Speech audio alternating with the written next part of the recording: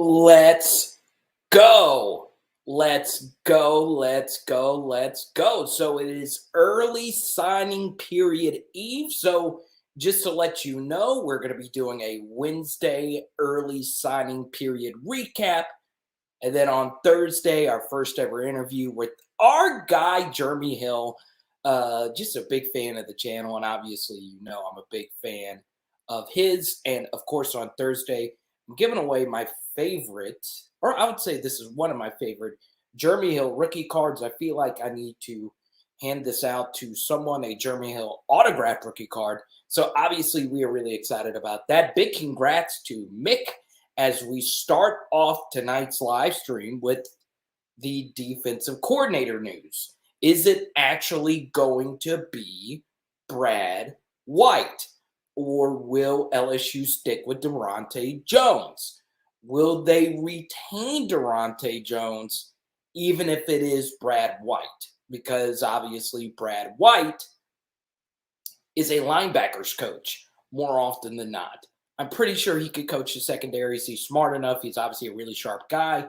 So what does that mean for Blake Baker? What does this mean for Andre Carter, who at the same time, if you were to ask the recruiting experts, the two guys that have really been putting work on the trail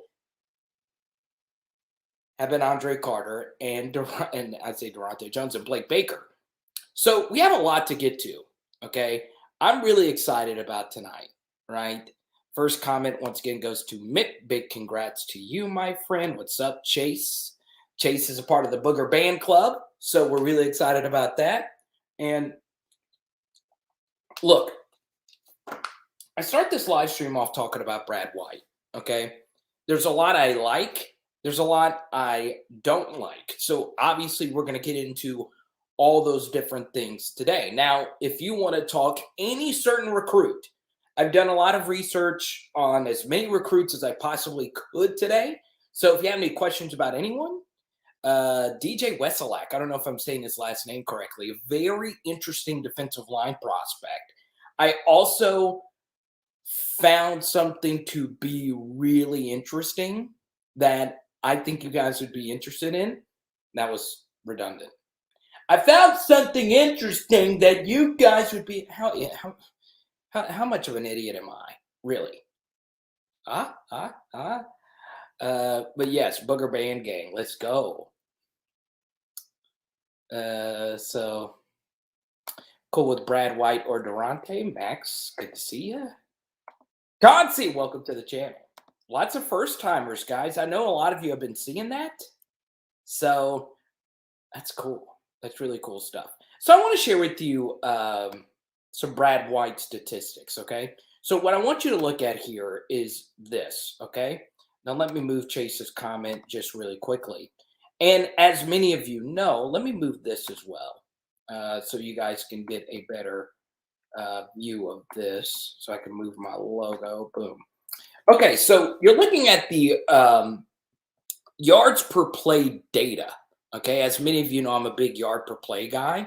And these are his numbers from 2019, right? Obviously, these look to be pretty good. Most of your games under 6 yards per play, but it does. I do think it's important to point out that how favorable the schedule was for Kentucky then. You played the 2019 Arkansas team as your non-cross division rival, but let's not worry about 2019 or 2020. Let's focus on Brad White during 2021, okay? So what I want you to look at is, well, as you can see, this isn't really that good. Once again, it looks good. You see all these games under 6 yards per play, but you then start to dive a little deeper and you begin to see that, well, these teams really aren't that good. South Carolina didn't have a quarterback. Vanderbilt is awful. Florida, not great. Missouri, not great this year, and they still gave up 35 points. And then you get to Louisville, Georgia, and Tennessee. So as you can see here, it looks good, right? Overall, it looks really, really good, okay?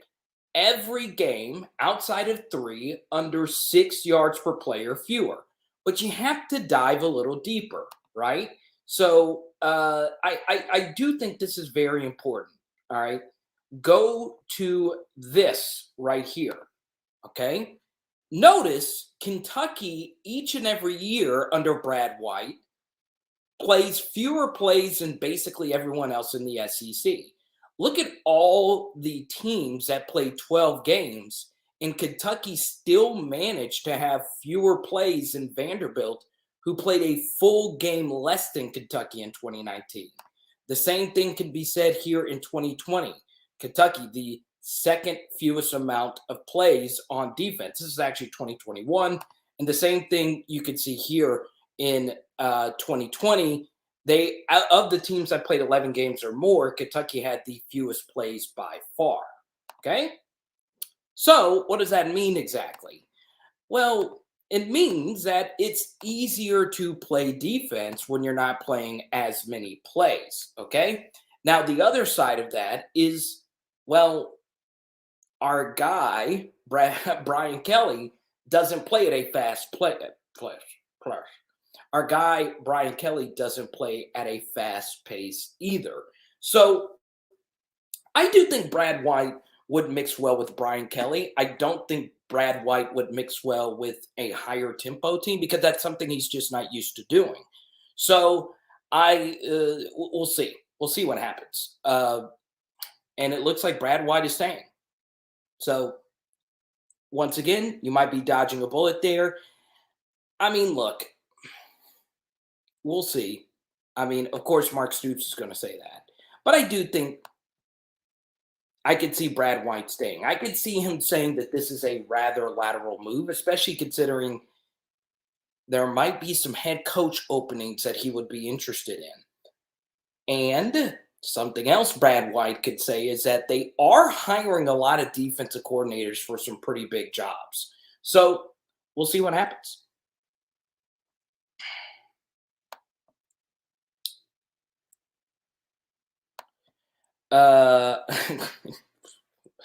Oh man, Keaton Slovis. You want to talk some Keaton Slovis? I'm down. So yeah, Mo Funky, it is interesting, right? It just depends on how fast of a pace LSU wanted to play, right? It's easier to be dominant defensively when you're not having to play a lot of plays, right? So obviously, the 2019 LSU defense had their own issues. And the biggest issue for them was obviously the pace of play. Okay. Once they got adjusted to it and Dave Aranda put out a faster lineup, his defenses became elite again. But still, it's really hard to play defense, right? So we'll see. Obviously, Brad White is staying. So let's go ahead and change the poll question. That just broke, obviously, once I came on here, obviously. Let me see. That's why you got to do live. You guys have noticed we've done more live streams. Per Kentucky head coach Mark Stoops, his defensive coordinator Brad White expects to stay in Lexington. Cool. I didn't see that. I was like looking for the latest, and there you go. Kenneth, welcome to the channel. Good to see you, man. But yeah, I'm totally fine with staying with DARONTE. I do think, though, as far as DARONTE is concerned, let me see. I forgot to do this. Put this.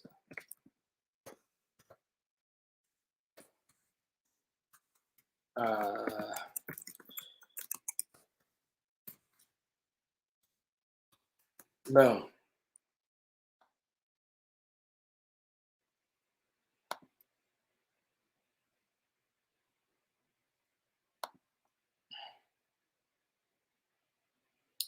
Yeah, it's part of it too. Seems like DARONTE really likes being at LSU as well. Also, something else, I think the players want DARONTE back. I just do. I don't know how well. I don't know how well that I don't know how well of a fit that would be when Daronte was lights out. And crap, I didn't even turn my thing on. There we go. Huh? Huh? I was wondering what was wrong with this. There we go. Does it sound better now? I didn't even have my thing on. I was wondering what the deal was. Okay, there we go. Huh? Does it sound better? I was trying to figure out what the issue was. I didn't have my soundboard on. So yeah.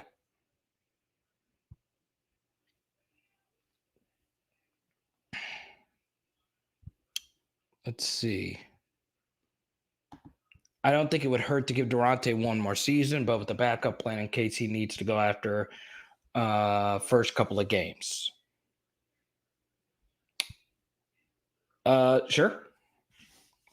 Let's see.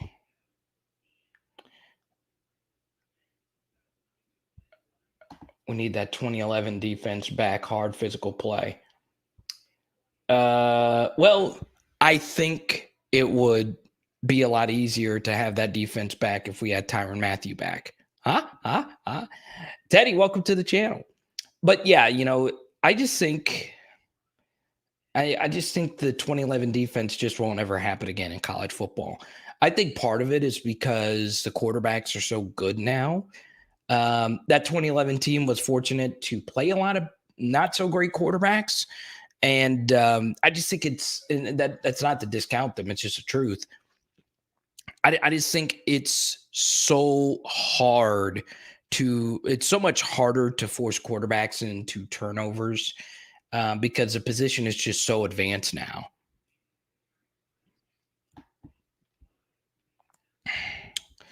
Jadarian Rom flipped to Auburn. Yeah, he did right before the stream. How about that?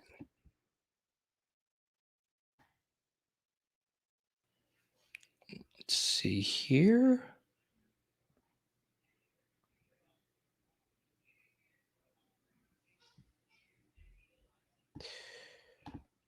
Tank Bigsby had a little surgery today, so Tanky baby. That's all good, man. PHL Dues, thank you. Our first super chat of the night. Thank you so much, Cliff. Looks like LSU is a leader for Quincy Wiggins. Trend is to look for tomorrow is LSU targets leans who don't sign early. Waiting to see what OCDC hires are willing to listen to the pitch. I do think for me, and this is how I feel as well, Cliff.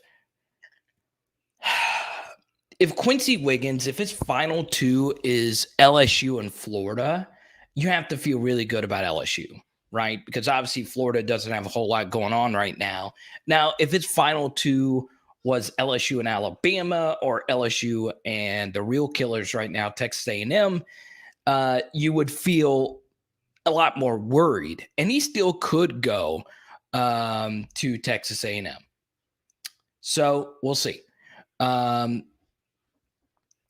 I do think as well, Quincy Wiggins is a year one impact kind of guy, a rotational defensive lineman. I also think LSU is relatively young at defensive end, right? If you think Savion Jones is going to take a leap next year, I think he will. I think he's a good player.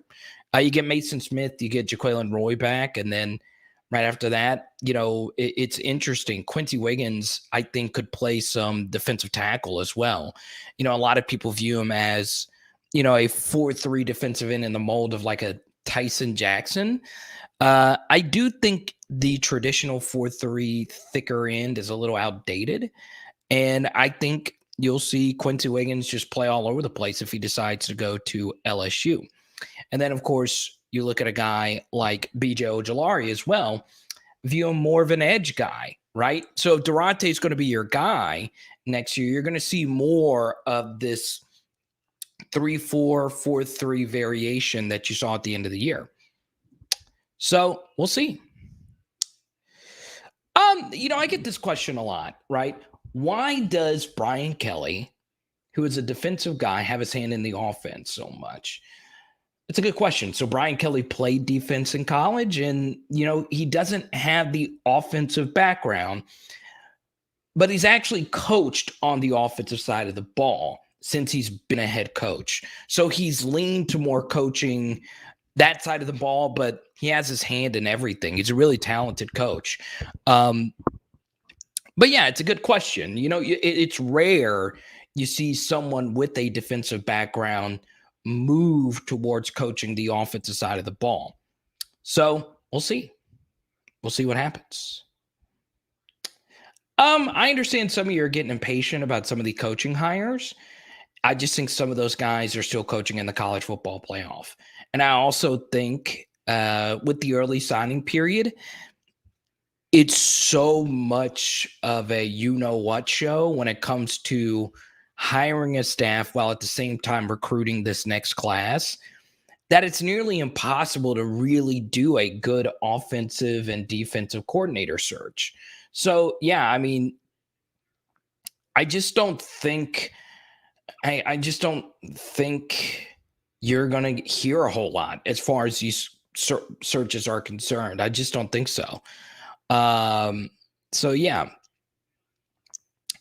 Let's talk about Slovis. What's good, Reggie? Let's go to Max. Retain Daronte. Thank you for the super chat as always, Max. Retain Daronte. Always unless you can land a Dan Lanning type. Otherwise, I don't think it's worth it. LB's improved a lot this year. Keep Baker, keep Coach Carter. I'd keep them as well. So this is the debate I think Brian Kelly is having, right?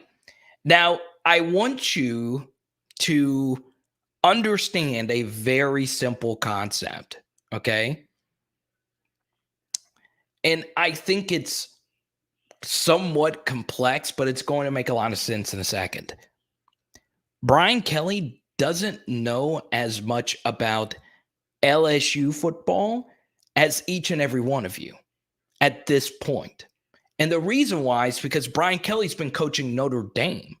Remember, all of the things that Brian Kelly is used to at LSU is very little, right? And let's just say you were Brian Kelly and you were joining LSU. And you're in this position now where you seriously have to contemplate keeping your entire defensive staff. But that doesn't make sense, right? That wouldn't make sense if you're Brian Kelly, because our defense these last couple of seasons, or should I say the last season and a half before the Alabama game, was an unreal disaster. So if you're Brian Kelly, you're like, well, I know I could coach on the offensive side of the ball. I know offense. I need to make sure I get a defensive coordinator who can fix this side of the ball. So what Brian Kelly's having to do is trying to figure out what happened. Why did the defense change versus the Alabama game, right? Now, look, a lot of you understand how big of a disaster Ed Orgeron was as an actual head coach. But Brian Kelly doesn't know that because he can't sit and watch LSU play man coverage on every single snap like you guys have been able to do over the last 2 years, because he simply doesn't have the time to sit down and break down film because he's having to recruit. He's having to build a staff. He's having to do 1,000 interviews. He's got to give a speech at every sporting event imaginable. He's got to move his family in. So right now, that's why these coordinator searches are taking time, because a lot of the issues surrounding LSU football don't make any sense, right? Brian Kelly is probably trying to figure out right now, like the rest of us, what changed? Why did you, midway through the season, finally figure out you can't do that on defense? Was that Daronte? Was it Ed Orgeron? Is it true that Lane Kiffin is the reason why we changed our defense? So I think as far as keeping the entire defensive staff, it makes sense to us, but to everyone else that doesn't follow the team every single day, it doesn't make sense to them, right? So it's a very interesting conundrum, right? Let's see here. Reggie, what's up, Carter? Heading home. I have to learn how to sit down and move. Might be in trouble with that. For those that don't know, Reggie is overcoming the battle with the evil C. You just had your surgery, Reggie. We are with you. You got those booger bands. I sent you some booger bands and some Joe Burrow cards, and we're going to be with you in spirit, Reggie. We're with you, man. Theo, good to see you, man. I love the sunglasses. I love the shade. I love it. The shades. Hey, Carter, what happens to the scholarships offered to those that transfer? Do we lose that count, or is it added to the transfer account? So this year you're allowed 7 additional transfer spots to the 25 signees. But I don't think there is a limit on the amount of transfers you can sign. So in theory, LSU could sign 12 high school players, but bring in 20 transfers, right? Which would be insane. That's not what's going to happen. But in theory, they could, right?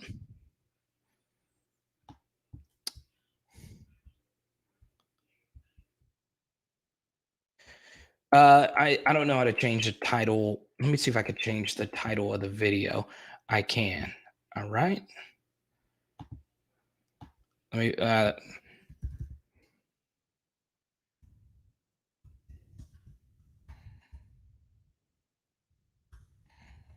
there we go. Since the Brad White news happened, and I'm gonna change the poll question as well. Okay.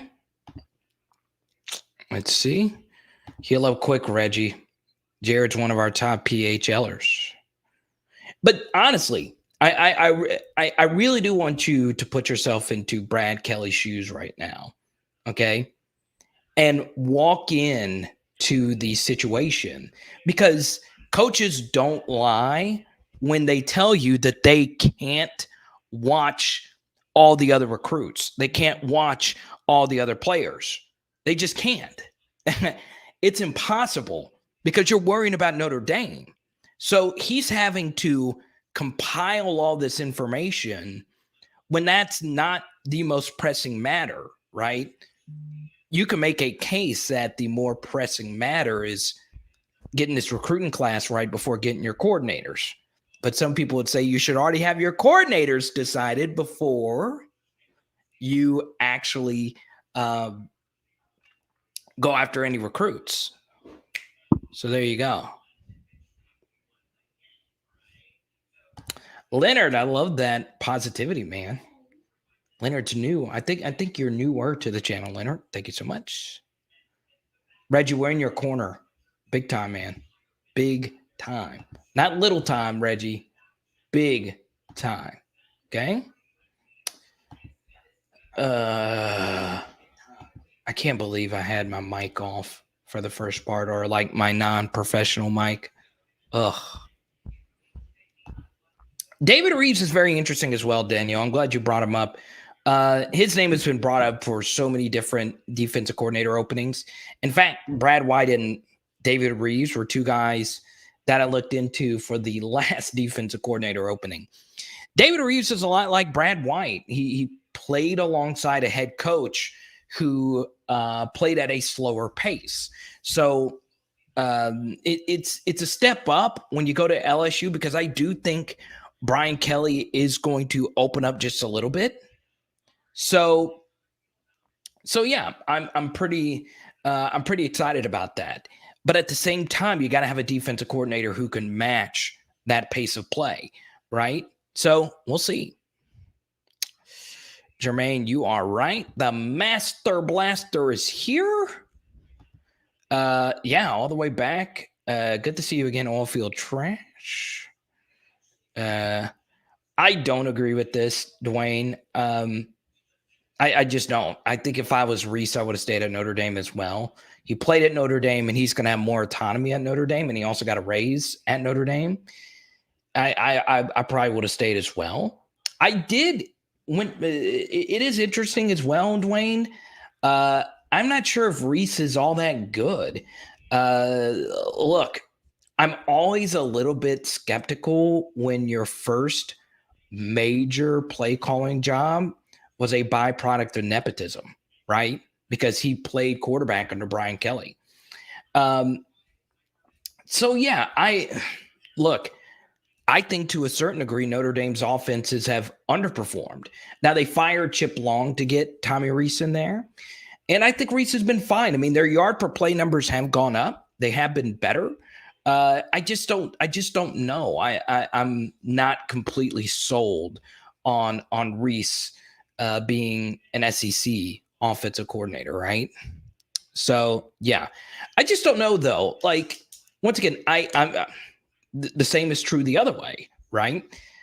I don't know as much as Brian Kelly and people that follow Notre Dame that gets to watch Tommy Rees week in and week out. I do know he is very creative though. So for those that don't know, during the Clemson game in 2020, he did something a little different to make sure Brent Venables didn't steal his signs, which he's notorious for doing. They changed their entire play calling mechanisms to wristband only play calling. It's very interesting. I love it. How many licks does it take to get to the center of a Tootsie Pop? Doesn't Brad D rock? He is part of the plan. Yeah, I freaking love me some Brad Davis. I really do. So thanks for the super chat. Of course, I love talking Brad Davis. First off, it's pretty cool that he's getting to coach the bowl game, head coach, first ever black head coach at LSU, even though it's an interim thing. Really cool. I also think it's awesome that he made the decision to come for LSU, even though he was leaving his mentor, Sam Pittman. But it makes a lot of sense because he got a $350,000 a year raise. And I think the offensive line's done really well under his leadership. We saw Austin Deculus play a lot better. You notice last year we made fun of Austin Deculus, but this year when he played pretty solid, I mean, he's not Trent Williams, but he's pretty good. I love it. I freaking love me some Brad Davis. I'm glad he's still going to get to be a part of what we're building. You can just tell, he got pretty emotional in that opening press conference. I just think for me, Blanche, he's such a big piece of what we're going to try and build here. For me also, a few things I liked about Brad Davis. This year, we didn't have as many unblocked blitzers. So when we gave up pressure, it was when our offensive linemen were getting drilled back into Max Johnson, which did happen far too often, obviously with Liam Shanahan and in particular, Garrett Dellinger versus A&M. We should have adjusted more to it. But at the same time, we shouldn't have run as much five-man protection as we did. So, look, it's going to be interesting, Blanche, and I'm glad you brought this up as far as Brad Davis is concerned. The offense, as far as the way they're going to be coached this next year, is going to be so different. Not only because we have a new head coach, but we have a head coach who is offensive focused. We're also going to have a new offensive coordinator. We don't know who that's going to be. Also, DJ Mangas is going to be out of the fold. He got fired today. And at the same time, we're not going to have this stupid BS where one person calls first and second down and someone else calls third down, which didn't make any sense. I have no idea why Ed Orgeron tried to force that again. So it's an issue. So I'm really glad you brought up Brad Davis in the super chat. Let's see. We got a first-time commenter. How about this? Marine. I freaking love it. So, Jason, welcome to the channel. I think this is your first time commenting. And to all our Simperfies, we have someone whose name is Simperfi in the chat. The good old-fashioned crawfish man, Simperfi. Show yourself. Lots of Marines in here. So welcome. We always answer first-time super chatters. If you could choose any Louisiana high school coach to be hired as an assistant to recruit, who would you pick? That is a really good question. And Jason, I'm going to be honest with you before I get to Danielle's super chat here. I've got to say this. I can't answer that question because there are a lot of people who know a lot about Louisiana prep football, and I am not one of them. Now, I know a lot about recruiting, but I don't follow the week-to-week prep football. I guess the answer would be J.D. White at John Curtis. I would guess he was the best coach or Gabe Fertitta, but he went to Louisville. So yeah, I don't know the best answer to that question. I always thought it was interesting though that LCA got rid of their head coach after what happened last year when they won the state championship. I think that's right. Once again, I don't know too much about Louisiana high school football coaches. So if someone can answer that for me, please. I never like to say that, I know I'm supposed to be the expert, but if I'm weak in a certain area, I'm going to let someone else answer it. So welcome to the channel, Jason, as we go to Danielle, a big time, not only a supporter of me, but a supporter of my dearest friend in Baton Rouge media, Blake. I love it. Shout out to Blake, Are You Serious Sports. He's also going to be a future guest on this channel. I can't wait for that. We're going to be wearing Go Bo jerseys. Ooh, okay. So let's go. Let me do this. All right, let's do a Danielle question. What's up, Lou? I see you in there. A lot of you are fired up. Let's do this question because I do think most people are going to say no to Bo Nix, Danielle. So let me do this poll question. Okay, let's do the Bo Nix thing. If Bo Nix came to LSU, would you be excited? Type Y for yes, type N for no. And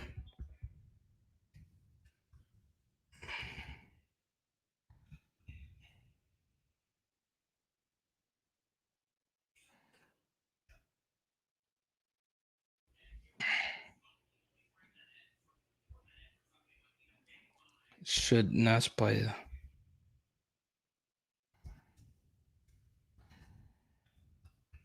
Blanche says, heck yeah.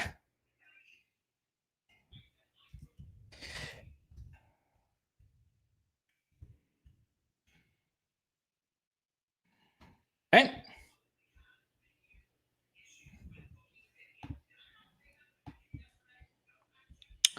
My bad. Hold on. Don't answer that poll question. No, don't answer that poll question. Don't answer that one. I'm into cramp. I'm in. Let me put. Let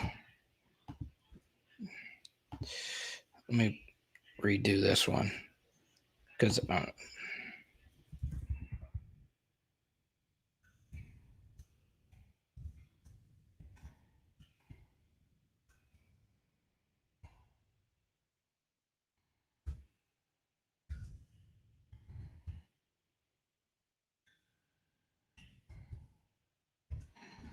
There you go. I wanted to make sure our super chatter got into the poll question there. Danielle, thanks for your support. I appreciate it. I want to let those answers come in just really quickly, Danielle. Let me go to this right here from Max. Max, I don't know if you're joking. I don't have any inside information on Jake Peets. Breaking, Jake Peets is looking to be retained by LSU. I'm an LSU journalist now. I have sources. Seriously, though, it's getting ridiculous. Max, are you being serious? Let me know. I don't know. I don't know anything as far as the offensive coordinator search. So I'll say this as far as Garrett Nussmeier is concerned. So there are some people close to Nuss that watch this channel, and they did reach out to me last week about some of my analysis as far as Garrett Nussmeier is concerned, right? And they've liked most of it. And they said, look, this whole time, Nuss has wanted to play. Now, once again, let me say this full disclosure. Shout out to everyone in Texas. We have gotten a lot of people from Marcus that started Marcus High School. I love the uniforms. They're red and black. It looks pretty cool. They have these gray alternate uniforms. So shout out to all the people in Marcus that watch our channel. So this is very interesting, right? So this is what I was hearing about Garrett Nussmeier. So I did a few deep dives on Nuss this offseason, and that's when a lot of people from Marcus started watching the channel. Some of his teammates started watching the channel, which I found to be very interesting. And they kept telling me, and they kept telling me, and I love this too, Blanche. Brad Davis loving some John Trey Kirkland. I love me some John Trey as well. He's just such a great Tiger. He's been around forever, and he's understood his role. I love it. I just wish he didn't trip on that fake punt, so Avery Atkins can still be 1,000% completion percentage. But this is how I feel about this, Danielle, and thank you again for your support. Now, They told me, okay, and I'm talking about, I'll say this, 2 different people have told me this, right? And they're from Marcus, or am I saying the city right, in Texas? And they've said, look, Nuts, this whole time, we guarantee you he's wanted to play. And one of his friends comments, I think his name is Ryan, in this chat, and they said, I can guarantee you that Nuts has wanted to play this entire time. And once again, it's easier to say that from afar. I will say this, okay? And I tweeted back at Brody Miller. I don't know, he didn't tweet me back. I like Brody a lot. I keep hearing this from people like Brody and just people in general, that you need to do right by the kid and not force him to burn his red shirt for a bowl game. And you couldn't be more wrong about that. The best thing for him to do right now is to win the locker room right now, because he's going to stay. It doesn't make any sense for Nuss to enter the transfer portal right now, okay? It makes no sense.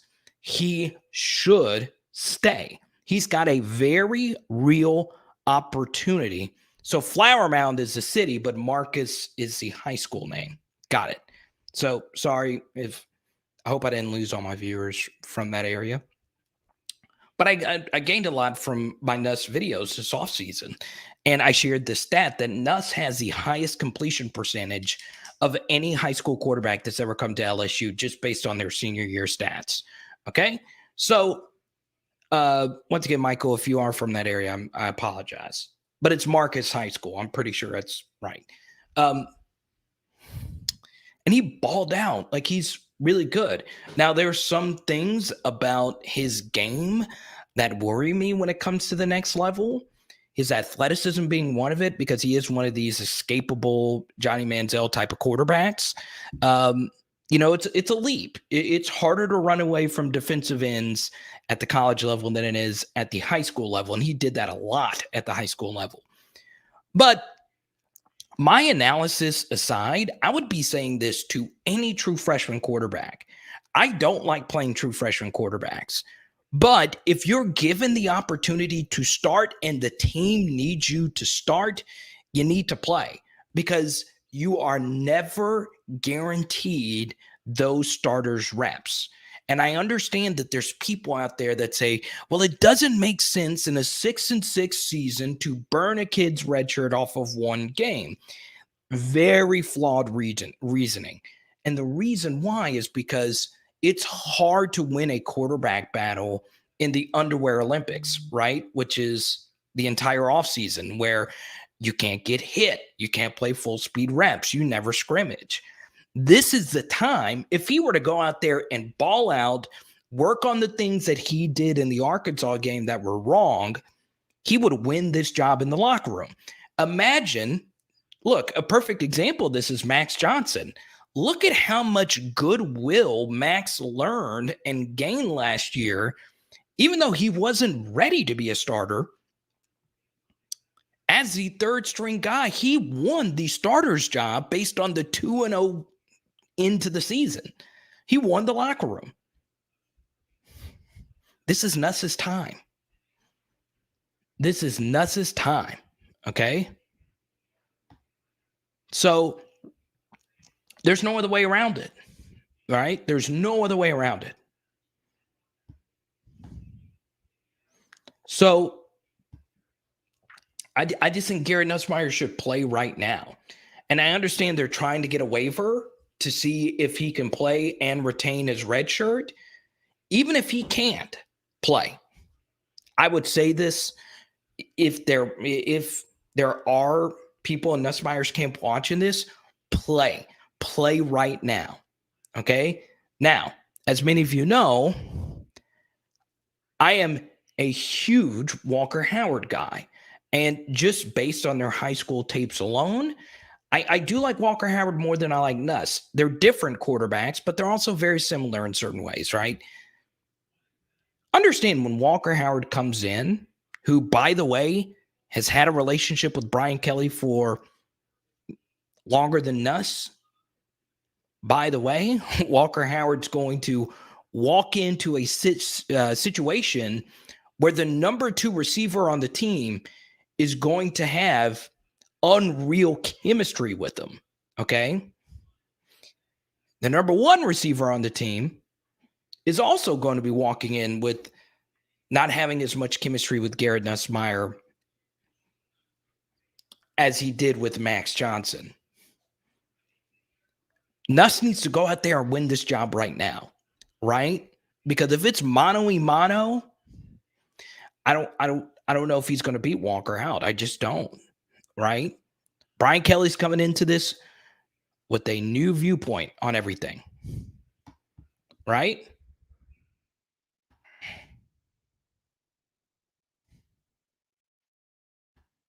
Well, Michael, a lot. I mean, Joe Burrow's one of them that needed that 5th year. So I do agree with certain people that say, look, some players need that 5th year. Matt Flynn's another one, right? Does Matt Flynn have the career in the NFL if he didn't, have that 5th year? A lot of quarterbacks need that 5th year.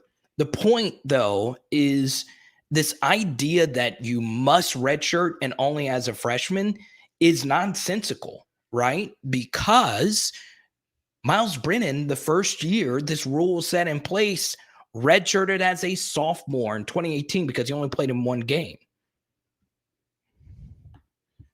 What's up, Big Al? Annual Sources says Harold Perkins is coming. Let's go. He would start right away, too. He would have a really good shot to start right away. So if that's something that he's interested in, I would also guarantee him that he would start right away because I'll say this about Harold Perkins, okay? I freaking love me some Harold Perkins. He's my number 1 player in 2022. There is going to be a little bit of a learning curve because he's such a unique weapon. I don't know what exactly the best spot to put him on the field would be. He could be LSU's best defensive end. He could be LSU's best linebacker. I mean, he runs 4.3, 4.4. He could be LSU's best safety, honestly. I mean, that's, if anyone's not watched this guy, he is an out-of-body experience. I've never really seen anyone like him. He's like Micah Parsons, really. I don't know. It would take a little while to figure out how to play him. He could be LSU's best running back. I mean, his running back tape is phenomenal. So I don't know. I just smile every time I talk about that kid because he really is special. So yeah, I know a lot of his family wants him to go to LSU.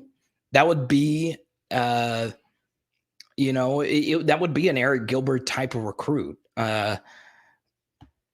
Hopefully things wouldn't turn out like that, but you're talking about a top 10, 5-star unicorn. We've never seen this before type of player. And he really is special. Now,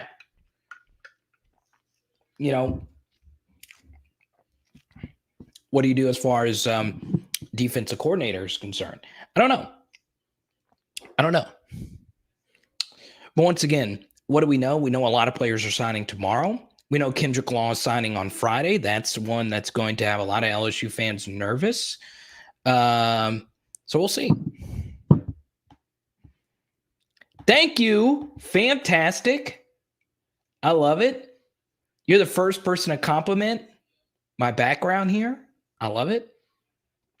We got 1 shelf. We're going to go get another shelf and put it right there. How does this look? Does this look good? I know with our old live streams and the old shack that we used to live in, we used to have the Joe Burrow baubles in the background. Does it look good? Let me know. Put the backwards hat on so you guys can get a better look. We got 2 Joe Burrow bobbleheads. We got more baubles we're going to put up. I do have a Zion Williamson one, but that's not going up anytime soon. And we also got some rare Tyrann Mathieu cards up there. Some of my rookie auto Tyrann Mathieu collections. We also got Daniel Gafford right there for you Bulls fans. Well, he's a Wizard now. So there you go. Trying to build it. I do, Simper. I do.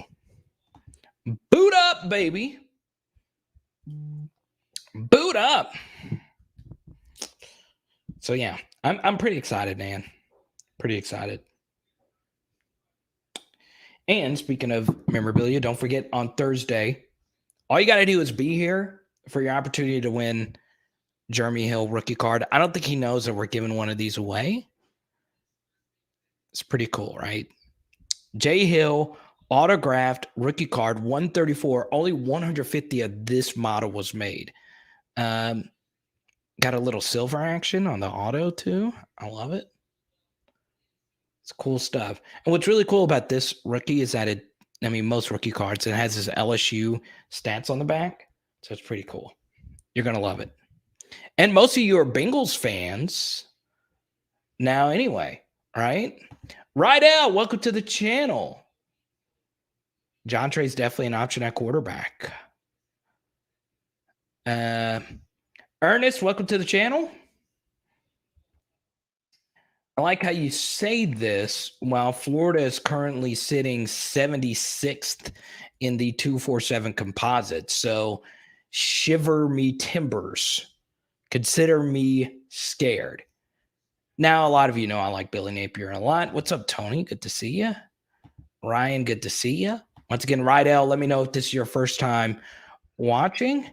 Looks like Ed is a first timer. I love the profile photo, Ed. I love the grin. I love the hat. Welcome to the channel. Blanche, okay, there's not a bigger fan of John Trey Kirkland than Blanche. I have a feeling that you two need to like hang out.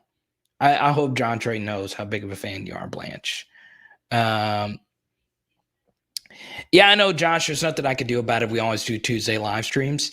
And Simper, who's a big dude, was threatening to come fight me because I pushed the live stream back for this Georgia Tech game this past weekend.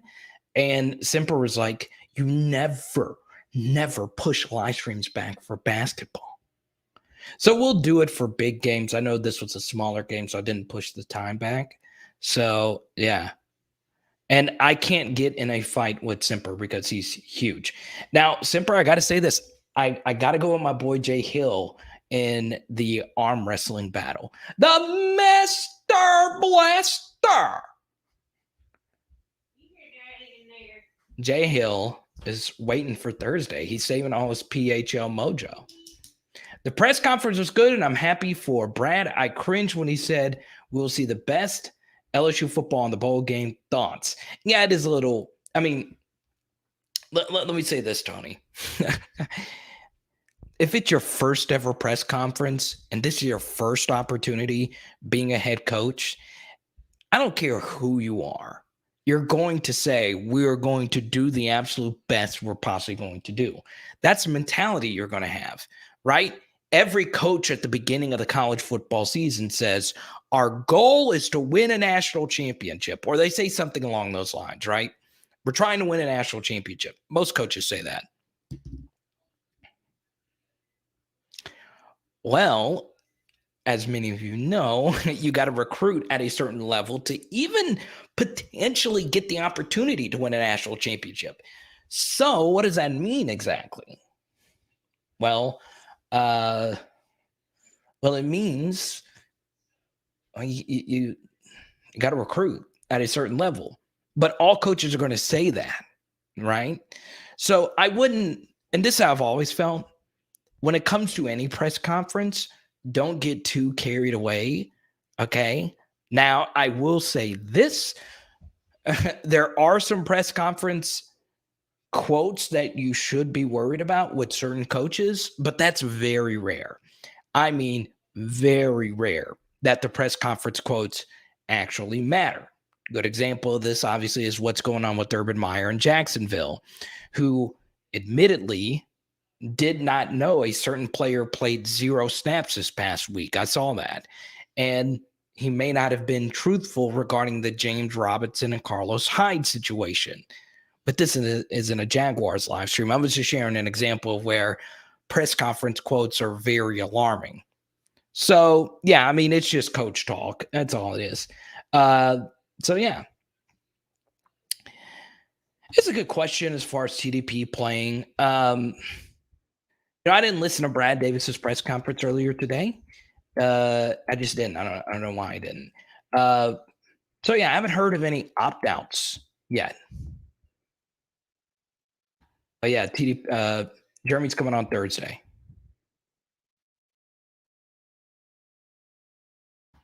It's interesting.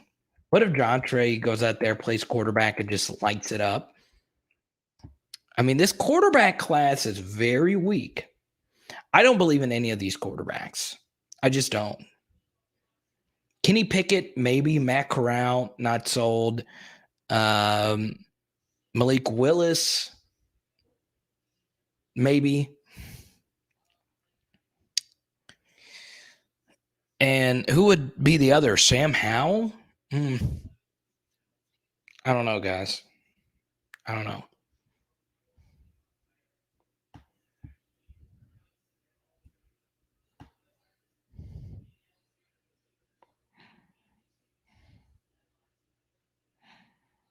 Let's see here. I'll talk some LSU basketball a little bit later. This is a good comment here from Ryan. Most of Corey Raymond's good recruiting actually came from the state of Florida anyway. So I think it's a good fit for him. Should we worry about him recruiting in Baton Rouge? I don't know. It was a little concerning to see Jadarian Rom go to Auburn the same week Austin Osbury went to Auburn. And at the same time, Auburn gets the number one safety commit in the country and from the JUCO level. And then they also get Tank Bigsby back. So good week for them. But what are they going to do at quarterback, right? Do they really think TJ Finley's the guy? I'm still kind of concerned. Why did Bo Nix even transfer if he was the guy?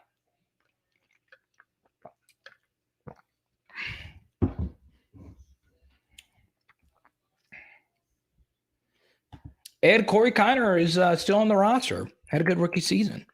TDP's just better, but that's just for right now. Corey Kiner probably has a little higher upside. I'll talk about Will Wade a little bit later. I keep it LSU football here. I know a lot of you have questions. But if you wanted a super chat an LSU basketball question, I would answer the best I can.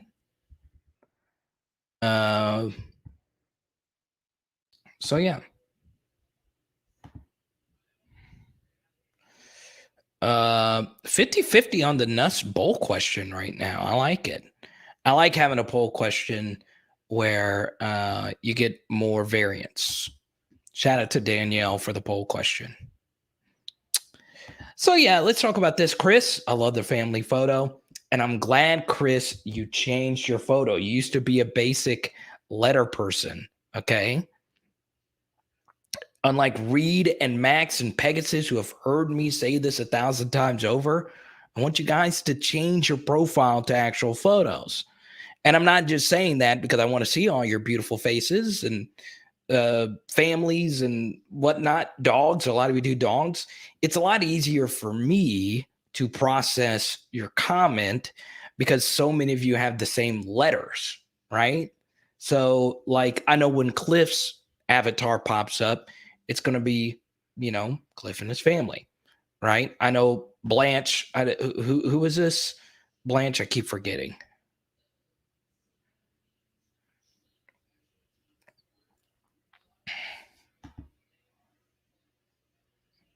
So yeah, tomorrow's a big day for us. Go Tigers. Yeah, it's a big day, right? There you go. You see, I bully each and every one of you just to show your beautiful faces. Okay?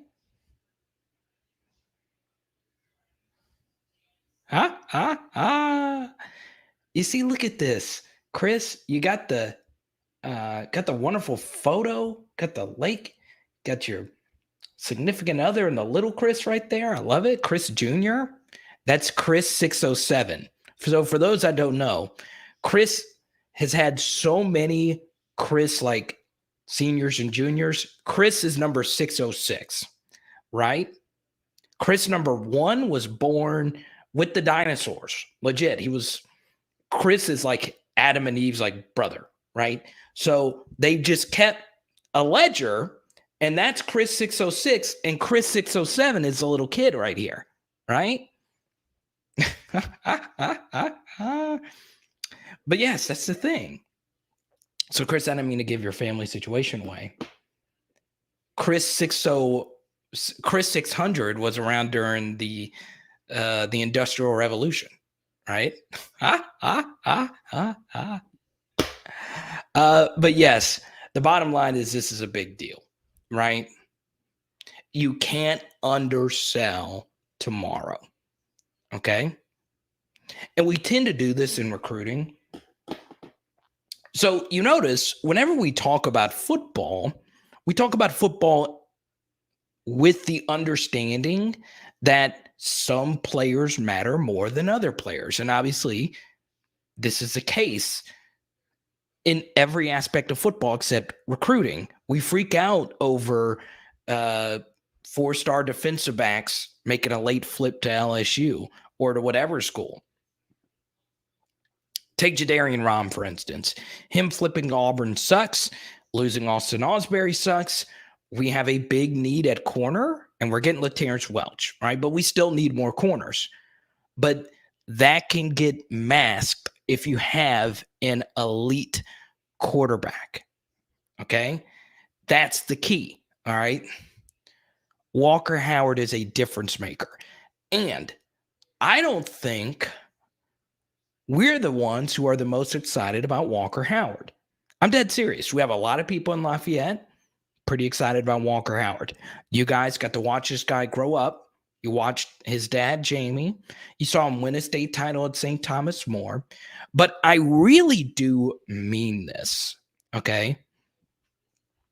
The most excited person on the planet Earth for Walker Howard is Brian Kelly, right? And of course, no duh, Brian Kelly's a football coach. Carter, you're stating the obvious. Well, it's not obvious. Because right now, I want you, wherever you are, whether you're Chris 605, whether you're Jerry Zimmerman 1, whether you're Dwayne Official 16, I don't care. Whoever you are, I want you right now, okay, just off the top of your head with what you know about Brian Kelly, okay?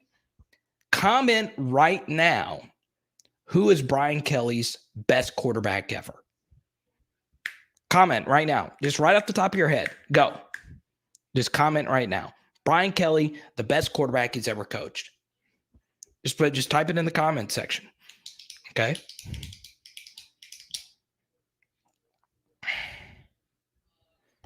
Let me check the poll results here. Okay. Brady Quinn. So Brady Quinn predates Brian Kelly by a lot. So you really have to start grasping for straws. So for those that don't know, we actually beat Brady Quinn in the Sugar Bowl.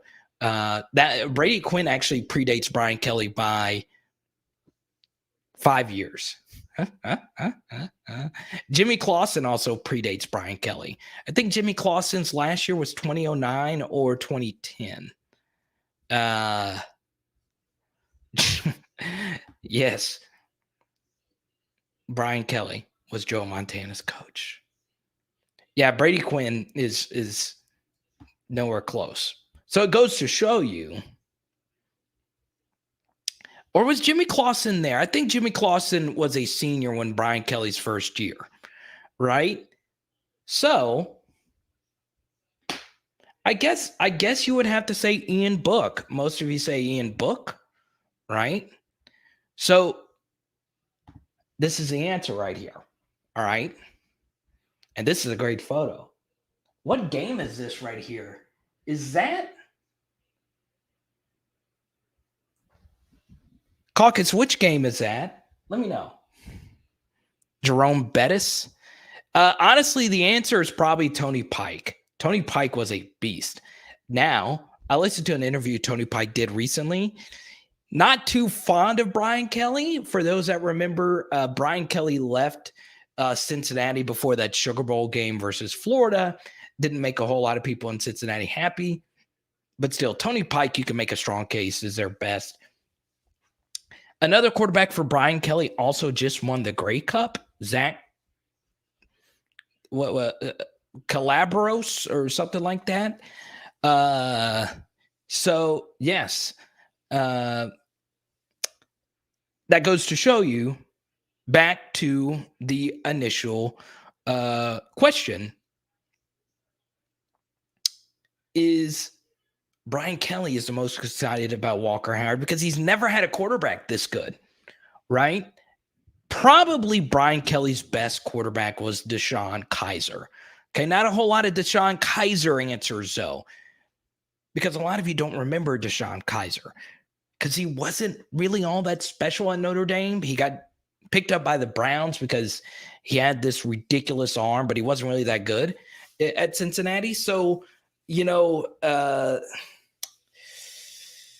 that goes to show you that Brian Kelly, who's been coaching his entire life, will never have had a quarterback like this guy, right? We're LSU fans. We're spoiled when it comes to quarterback play. Not just Joe Burrow, but we've also had another number 1 overall pick. We also had Matt Flynn. So, look, we've had, while we haven't had Stanford quarterbacks, or we haven't had USC quarterbacks or Oklahoma quarterbacks, we've still been relatively spoiled. Okay? Exactly, Daniel. And thank you, man. I love the photo. Daniel changed the photo to his PHL photo, wearing the PHL gear. So Greg's not in here. A lot of our top photos aren't in here. So Daniel has the top photo because not only is he wearing a PHL shirt, he's also flexing at the gym wearing the PHL shirt, baby. I love it, Daniel.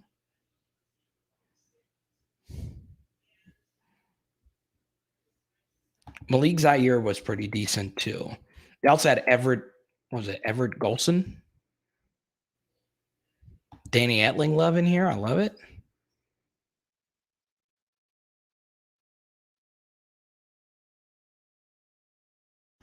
Is this guy crazy? We haven't had great quarterback play. Flynn was the exception for years. Yeah, so Smiley's right. I mean, Zach Mettenberger was terrible. I mean, just terrible. That Jamarcus Russell guy, awful. Awful. Come on, Smiley. We've had better quarterback play than, I would say, quite a few universities, even if you factor in Joe Burrow or Danny Etling, right? I acknowledge that it's not the absolute best quarterback play. I think it is more due to some of our outdated offenses instead of necessarily bad quarterbacks, right? But yeah, Flynn was the exception for years, but let's just skip over Zach Mettenberger. Come on, Smiley. Dear Lord. Look at what Russell did when he left. It has more to do with Jamarcus Russell, and I think most of you would agree with that as well. And by the way, most quarterbacks fail in the NFL anyway, so it's not the point you think you're making. So go on ahead and think you're making a great point. Plus, we're still in it for Perkins and Matthews. If you land both, you can argue we can have the most impactful class in the nation. Plus, if we get Law tomorrow. I think Law's announced it on Friday. I think I read that somewhere. You can't say you love Mettenberger and you just skip right over him, though. Flynn was the exception for years. I agree with you, though. Like, our quarterback play hasn't been phenomenal. It was a missing piece. And Joe Burrow took us to another level.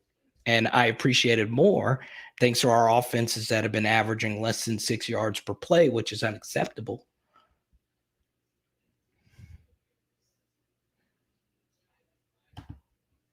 I agree with this, Shannon. Step in. Step in now. Take this job.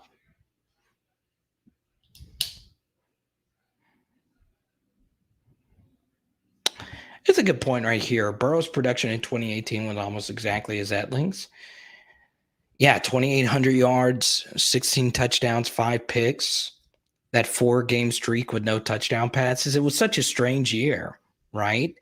Some of that is on Ed Orgeron as well. So take the Arkansas game, for instance, where we just sat on the second half lead versus a really bad team. We had an early touchdown pass to Jefferson, and we never really got vertical after that, right? So So, yeah. This is a good question right here by Dale. It's a good philosophical question. Why should Nuss make a bad decision because of so many other decisions made by others? Great question, Dale. All right. And Dale, I think you've been in a chat before. I don't know if this is your first time. Welcome. Once again, it's a lot easier for me to remember you if you change your profile photo to actual Dale. You know what would be funny, Dale, is if you actually change your photo to Dale from King of the Hill, and that would be a lot better. Okay. Now it's interesting. I've met a Hank before. I've met plenty of Hanks. I've met plenty of Dales. But I've never met a human being named Boomhauer. What's up with that? What's up with that? I've never met someone named Boomhauer.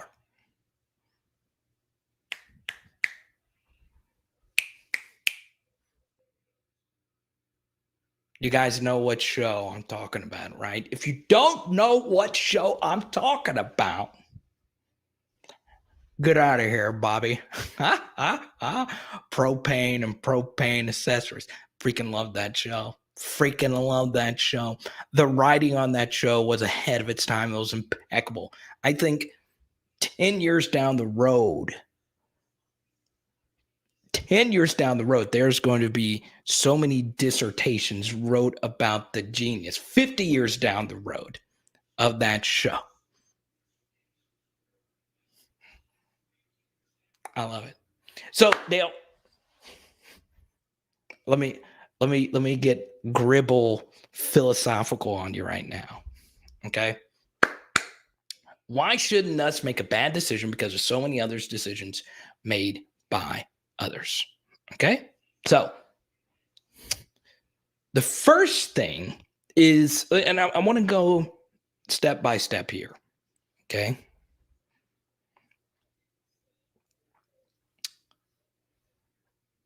Number one is that this is not a bad decision. This is a great decision to play right now. Okay?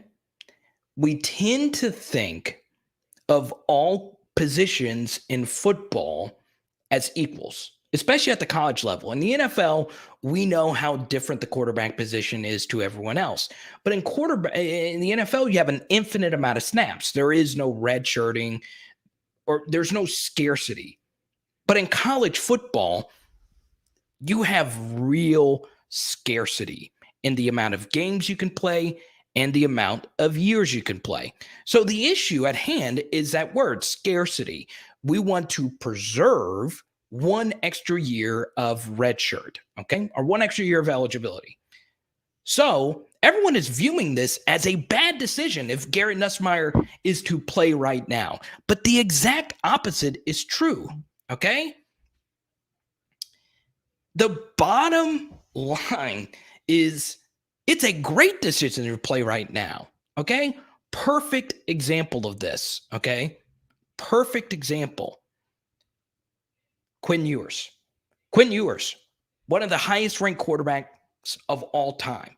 He wanted to go to Ohio State and play in that vertical passing game offense at Ohio State.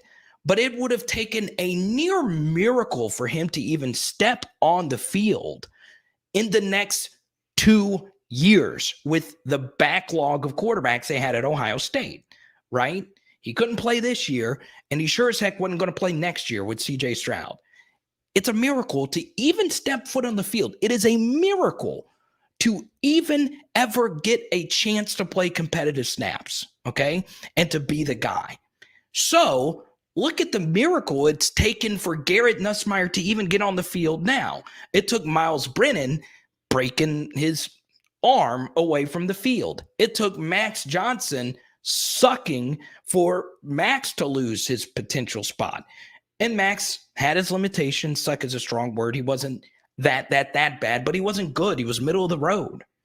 So Garrett Nussmeier caught a miracle that he even gets this opportunity. It is a miracle at any university for you to start, especially now with the transfer portal.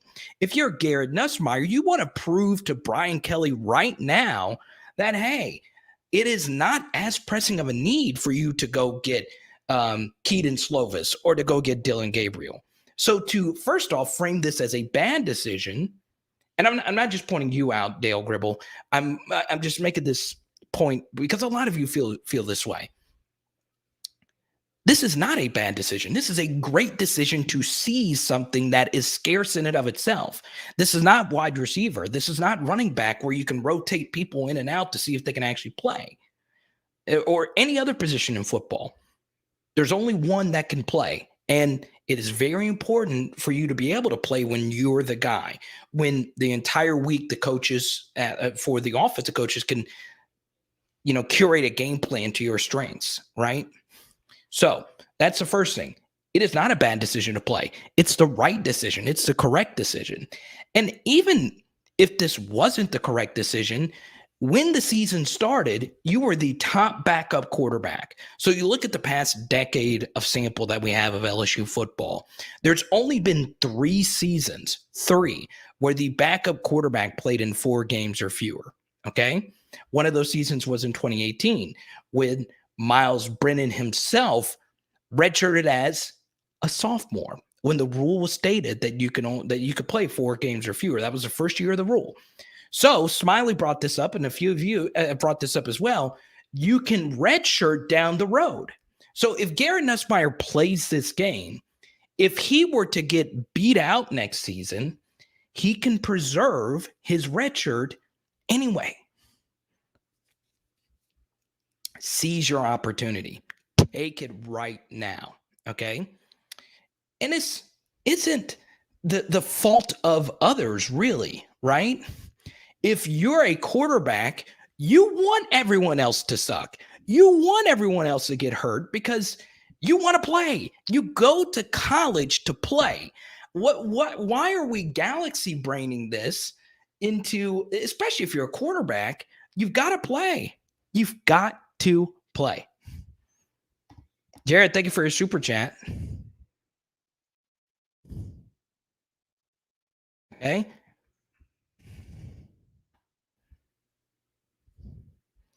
This is exactly it. Couldn't Nuts get a 5th year down the road? He can. Play now, redshirt later. Okay? Hey-hey's in here. Everyone say hey-hey. That's an old photo of Boog. I love it. Chris Ghost. It is a celebratory day that Walker Howard is coming. Philosophical football economist preaching the scarcity versus opportunity. I love it.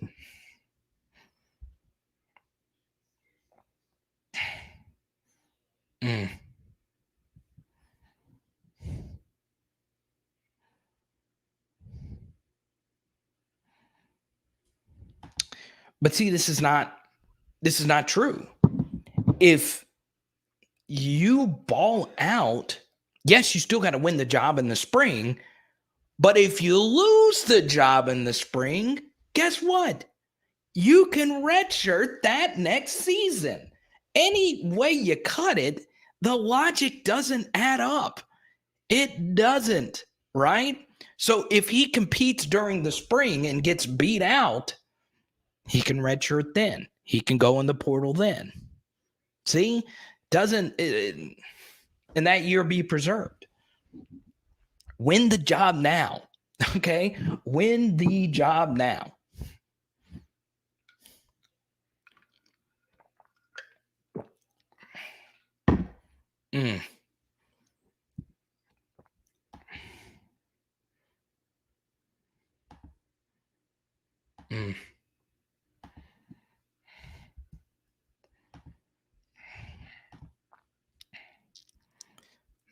Oh, man. I'm fired up.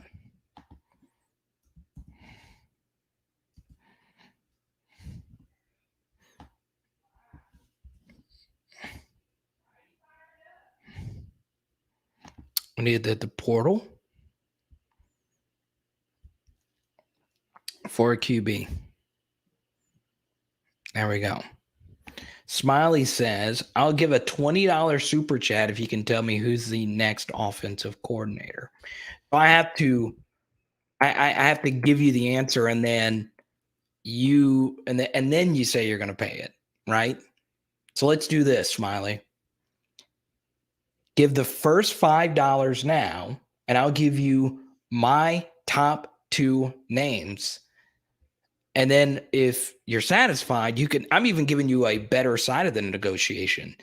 You can then determine if you want to give the rest of the 15.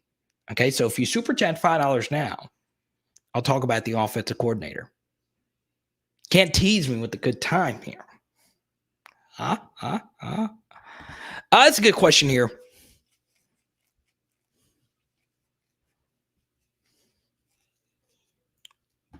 I don't know why. A lot of people are behind on the stream. I hate when that happens.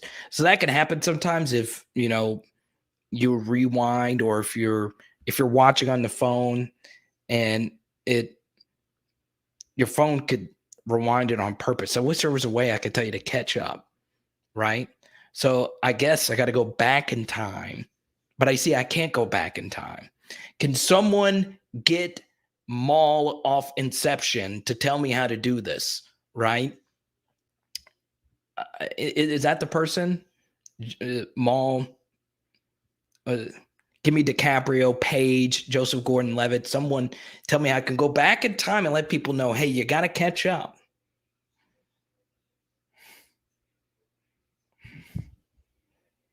We're dropping all kinds of references. We've gotten King of the Hill tonight. We've talked about Inception, which is the second best Christopher Nolan movie of all time.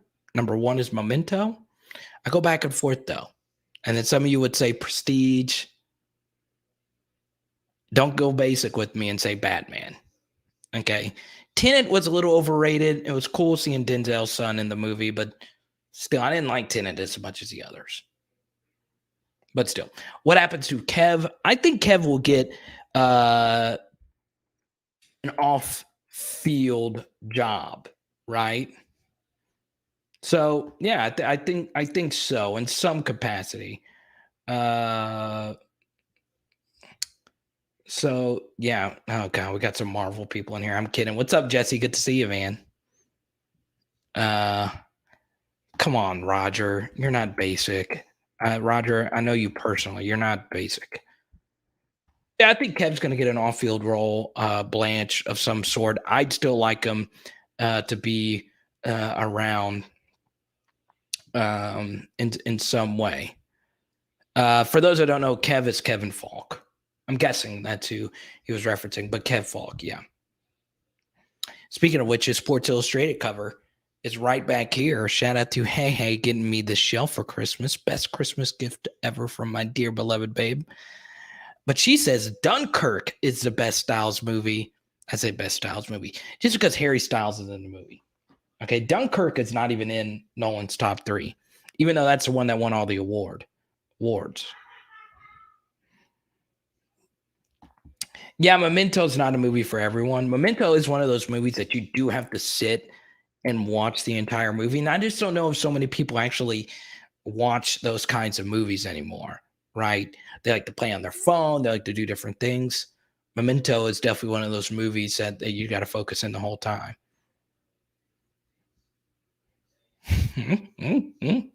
There's nothing wrong with basic, Jared. There's not. Shout out to Nicole.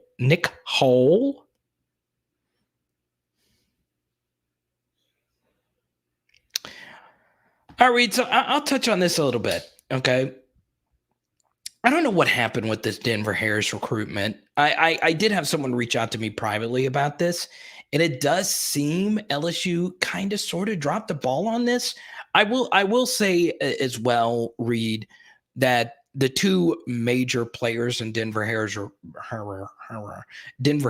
recruitment was Corey Raymond and Ed Orgeron.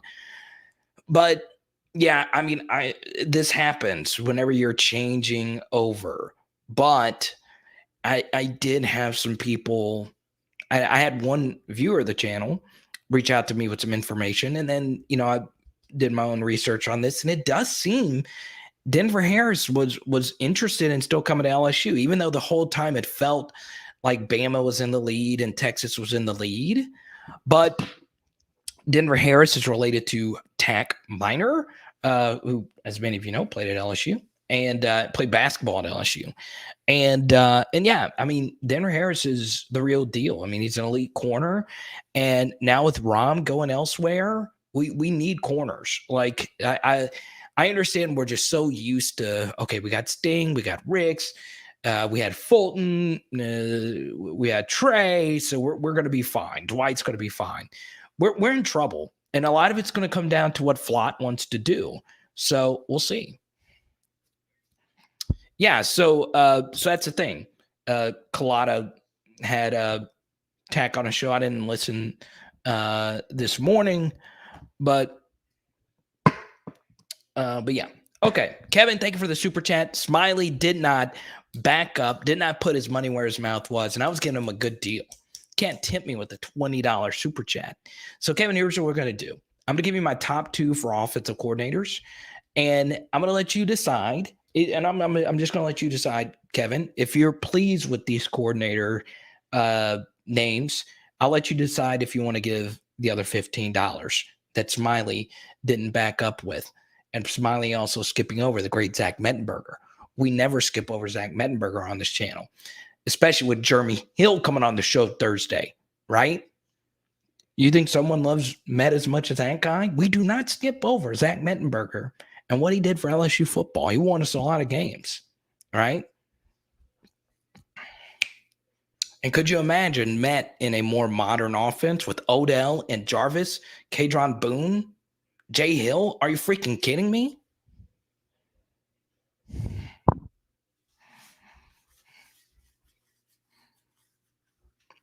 So, Kevin, let's go with the option number 1 here.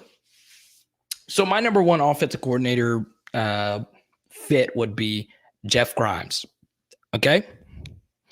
So I've talked about Jeff a lot on here. I talked about Jeff a lot last year. This isn't something new. I saw how special he was at BYU. I saw how special he was at LSU. And before the season even began, I said Jeff Grimes should be LSU's offensive coordinator. But Baylor got him. And Jeff Grimes, with not elite quarterback play, put up some pretty good offensive numbers at Baylor in, a semi-interesting Big 12, right? They beat the 2 best teams in the Big 12. So, yeah, the first thing, obviously, is Jeff Grimes has history at LSU. He builds offensive lines. He's very creative with this play calling, and he's just good. He's a grinder. Obviously, he knows the SEC, also coached at Auburn. He's from Texas as well. So, he would be able to recruit that area. So I'm a big Jeff Grimes guy. It's if you can't see how good this guy is, I don't know what to do to tell you. I mean, he was a Broyles Award finalist. And if you were to say which new offensive coordinator in college football will be a Broyles Award finalist, trust me, Baylor's quarterback room was a mess going into this season. And Bohannon was good before he got hurt. So, yeah, I'm a big Grimes guy.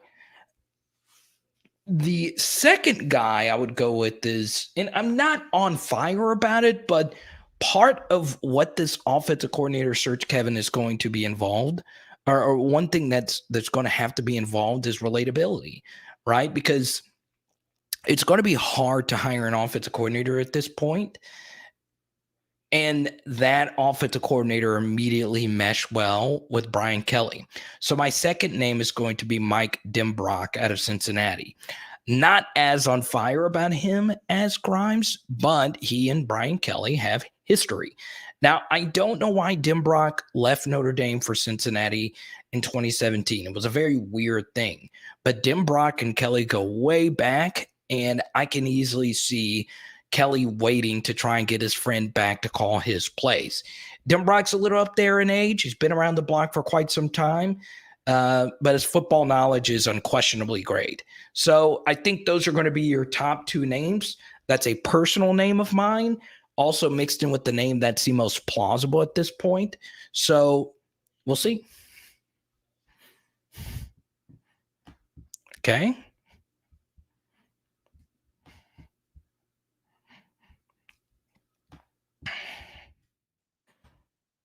PSA, if you want to see Denver Harris play. Valley Sports Southwest. Got some book bands for sale. Huh? Max says Dan Mullen for offensive coordinator. I love it.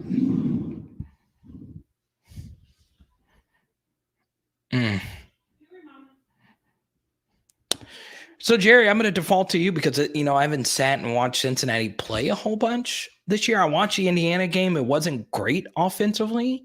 I was a little underwhelmed by that, but still, I mean, I can't paint a picture of one guy just off of one game. So yeah. Yeah, it'd be the dream right there. It also helps out. I think Denver Harris is signing in February, so that's good.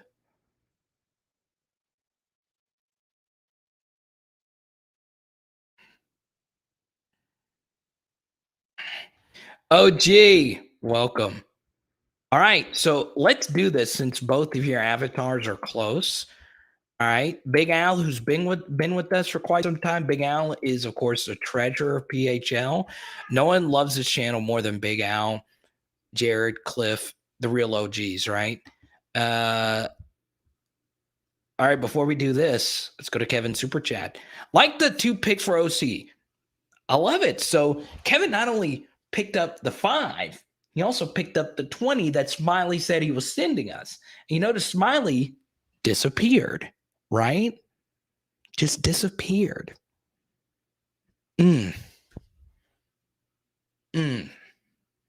Like the 2 picks for offensive coordinator. Second part, is it reckless for BK to wait past the early signing period to announce an OC or DC? Okay. Good question here. It is a little bit reckless, right, Kevin?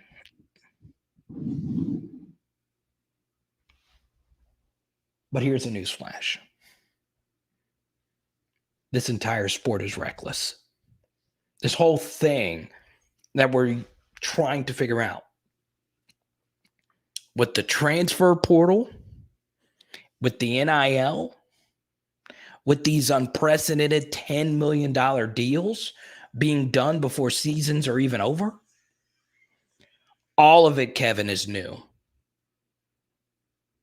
All of this is new. Now, coaches leaving for other places isn't new, but coaches leaving for other places with the majority of your players signing during the early period and you having essentially 10 days or less than a month to figure out a staff, figure out what you're going to do offensively, figure out a defensive coordinator, who's going to come from this school to that school with you. Are they going to stay here? Are they going to stay there?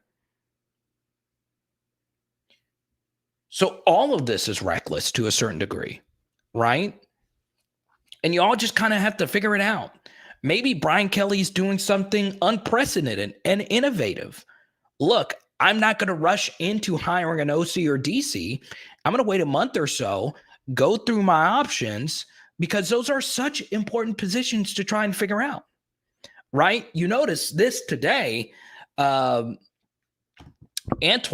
the best mustache on PHL. But, Kevin, to go along with the Antoine Super Chat here, when you're the CEO of a new team, you bring in the people you trust. The coach's neck is on the line. If it doesn't work, this is a rebuilding. I agree with this. So Antoine Super Chat is going to tie in with what I'm going to say about Kevin Super Chat, okay? Antoine, thank you so much. Every time Antoine jumps on, he's dropping a $5 donation. I really do appreciate it, man. It really, really helps out. Thank you so much. So this is a thing. Maybe Brian Kelly's doing the smart thing. For instance, Dabo Swinney wasted no time hiring a new OC in DC. He hired both guys in-house. Everyone Clemson hired is in-house, and that's a very Dabo thing to do. Dabo's big on family, all in. We're going to do this the Clemson way. I don't need anyone else coming in here to tell us what we need to do. So I'm going to do it the Dabo way and hire people that have been loyal to me. Where Brian Kelly is the opposite. Brian Kelly has fired a lot of his friends, has parted ways with a lot of his friends, right? He views things as more of a business. I'm going to hire the best possible coach. I'm going to do the best possible search. I'm going to be methodical about it. Now, Kevin, I think this is very key as well. Brian Kelly does coach at LSU.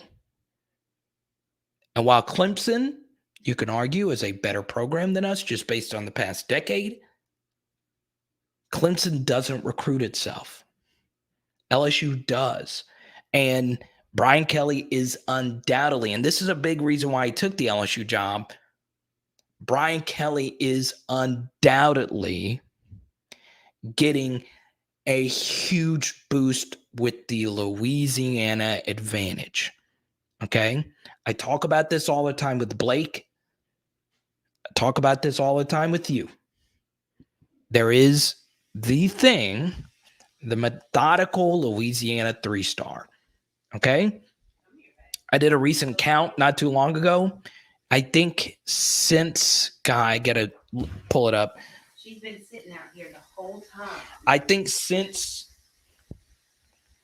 2014, LSU, or I think 2011, LSU has brought in 63 stars. Half of them have been hits. Now think about that, 50% hit rate. It's pretty ridiculous. You want to say hi to the Z, baby? She's been laid there sleeping in front of your door. And what's that? Is a Z break. Come on, miss. Baby. Look at you. Oh, baby. Z baby. It's okay, mamas. Justin Jefferson was a 3-star. You ain't Shaggy? Oh. Well, y'all Shaggy. She being mildly But calm. look at you getting better, Z baby. Oh. Mama, yeah. There you go. All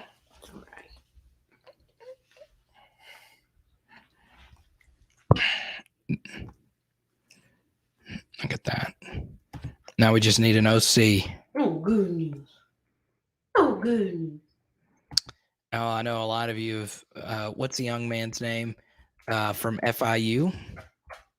I can't think of his name.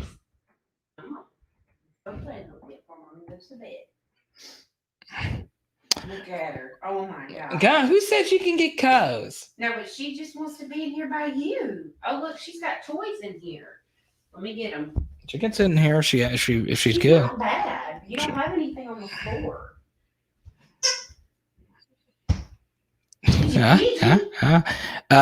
Z is what kind of dog? Multi-poo? Baby, she's a multi-poo. Multi-poo? I said multi-poo. Get it, baby. Hey, okay. She just wants her ball.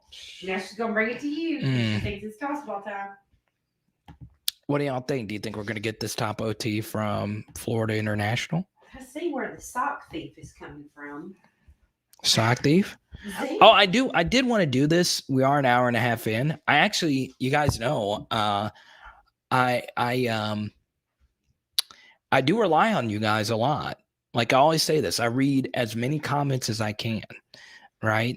Are there any questions you guys want me to ask Jay Hill on Thursday, right? This channel is as much as you guys as it is me. It's pretty cool to get Jeremy one-on-one. We're very fortunate for his time. I think we're very gracious. You know, we follow the sport every day.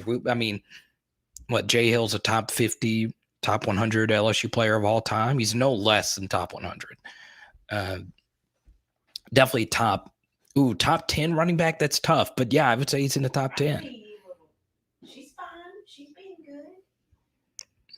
She just wants to be around you. Miles Frazier is the offensive lineman. So Grant got a shout out on the channel. Grant has been messaging me for months about Landon Ibieta. Okay. Now, I'll say this.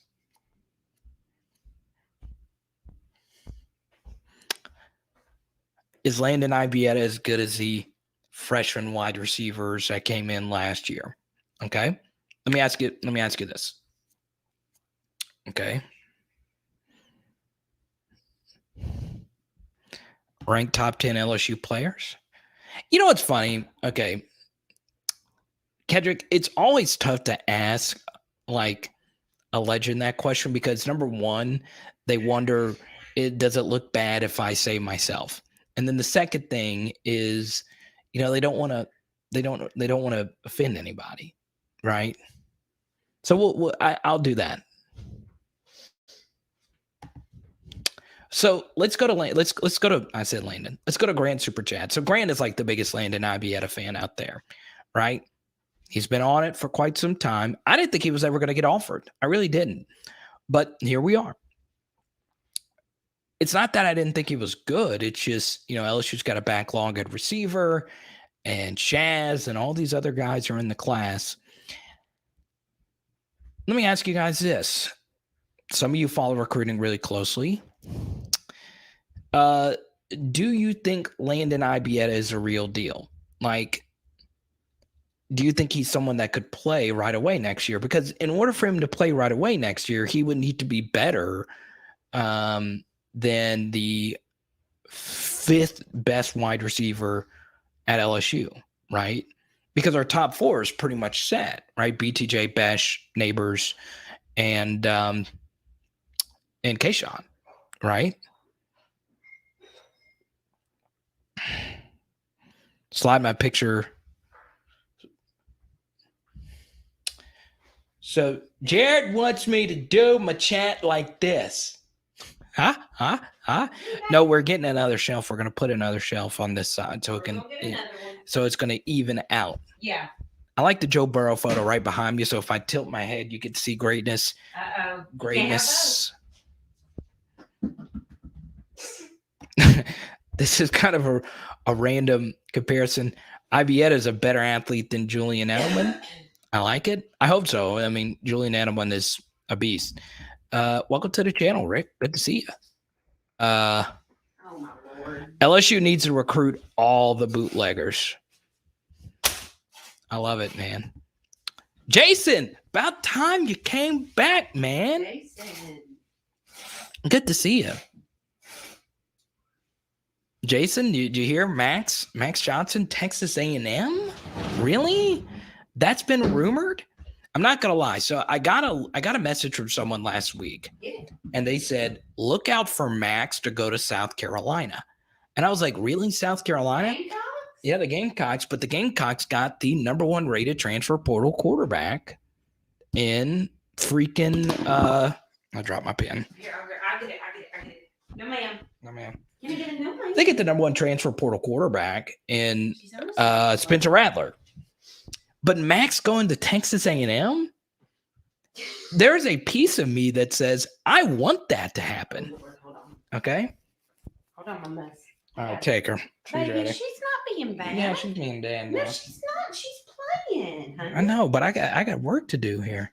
Come on, But man. yeah, let's talk about Landon Ibieta. Come on.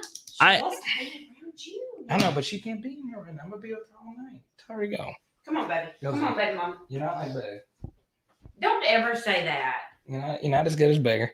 Carter. I'm kidding. She's never gonna be Booger. She's a different dog. Come on, mama. Daddy hates you. Come on. So Andrew, good to see you. So Jason, it's good to see you. I am interested where Max goes, and I do wish him the best. Now, I agree with Jason. Ibieta is more year 2 than year 1. I don't see him as a year 1 difference maker. I don't think he's. Let me say this, okay? Ibieta is sneaky athletic. I love it. Rick, let me know if this is your first time in the chat. Welcome. In the mix. What's good, man? So, look. Ibieta is sneaky athletic. I do think he's really talented. I do feel he's deserving of an offer. Just based on the limited tape study I've done, I think he is better than DeColdis Crawford. I also like Landon Ibieta. And look, this might get me in trouble here. I do like him a little better than Amarion Walker.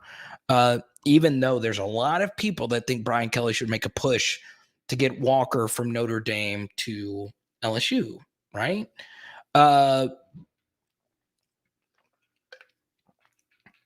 So yeah, I think Ibieta is more year 2. I do. I'm going to say this. He's not Jack Besh, right? Like, Jack Besh blew me the freak away. Like, I've always said this about high school tape. When you watch, and more often than not, we're just watching highlights, the player needs to be unquestionably, unfathomably incredible on the tape for that person, for me to say, this guy's got to play year one. Okay, I was like that about Jack Besh. Also, there was a piece of me that said, well, it's going to be hard for Jack waiting until year two, but there was just, I was like, God, this guy's so freaking good. He's so freaking good. Landon, I feel, is a really good football player. We didn't have Malik Neighbors' senior tape, so it was kind of hard to evaluate him. I always thought BTJ was a pretty good football player. I didn't think he was special. He was pretty special at times this year. So, I mean, yeah, I mean, it's going to be interesting to see. All right.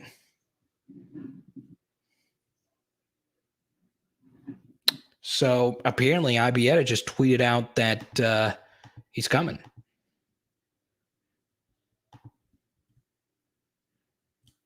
I like it. Let me see. Yeah, so he's committed. Cool. So he'll sign tomorrow. Let me go ahead and put this up. But like, Jack Besh's tape was just out of this world. It really was. So Landon Ibieta just made it official.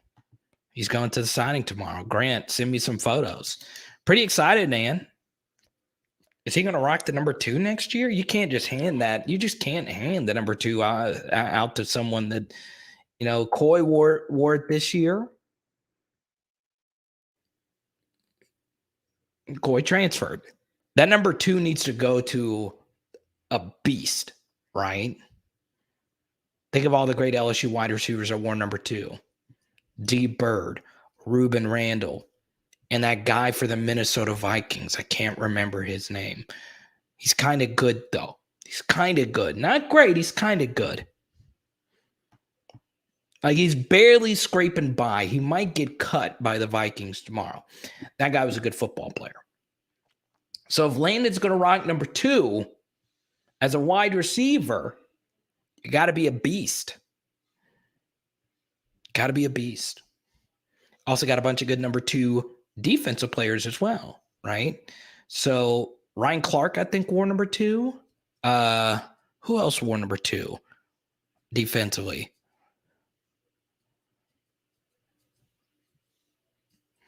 Either way, number 2 at wide receiver, you better be a monster.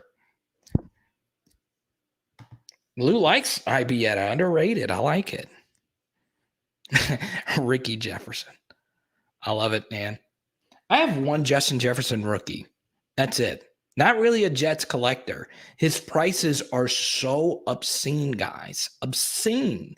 I only have a few Jefferson cards.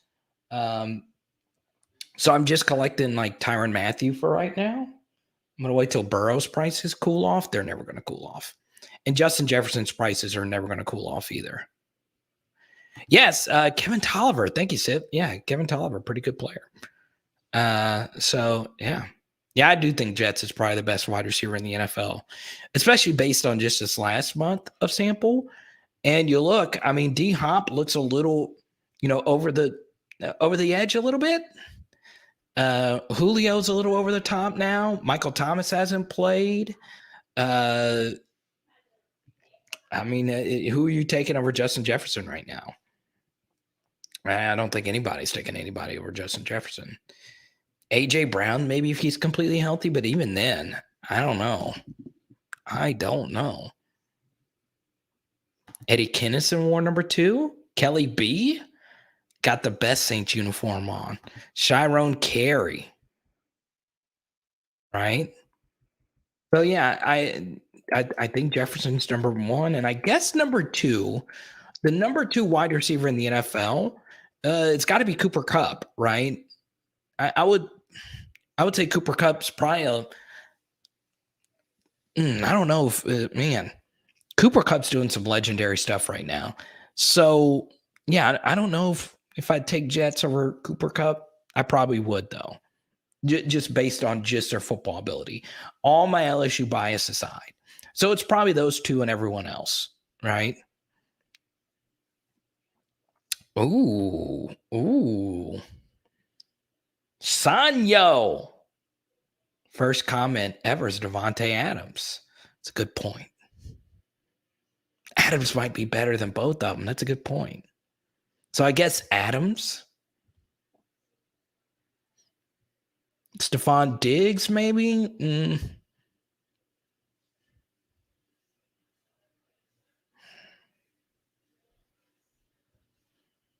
Russell wore number 2 as well. He switched from number 4 to number 2. Good job, Chase. I forgot about that.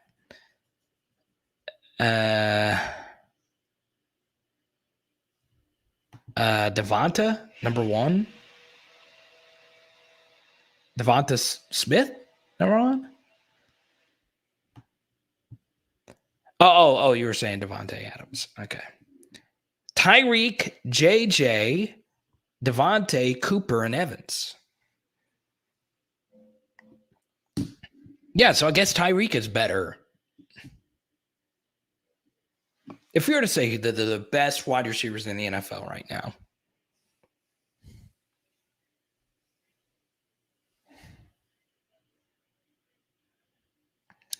I guess Tyreek Hill would still be number 1, even though he's had 2 rough weeks in a row for you Tyreek fantasy owners. Yeah, we said D-Bird a minute ago. D-Hop's a little over the. I think we're gonna see the downturn of D-Hop. I really old takes exposed me. I think D-Hop's a little over the hill, just a little. I think his best version was last year. Still a legend, part of that great 2013 class. That 2013 class is so underrated, right?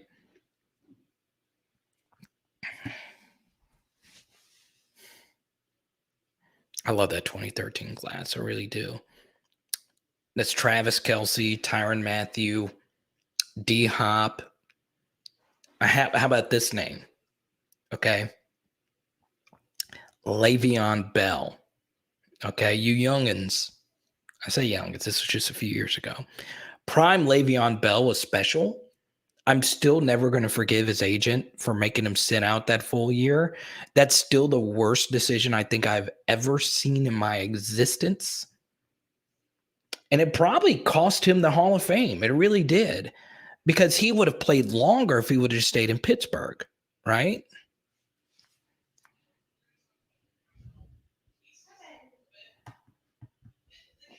Yeah, Jamar's up there, but I don't think he's in. I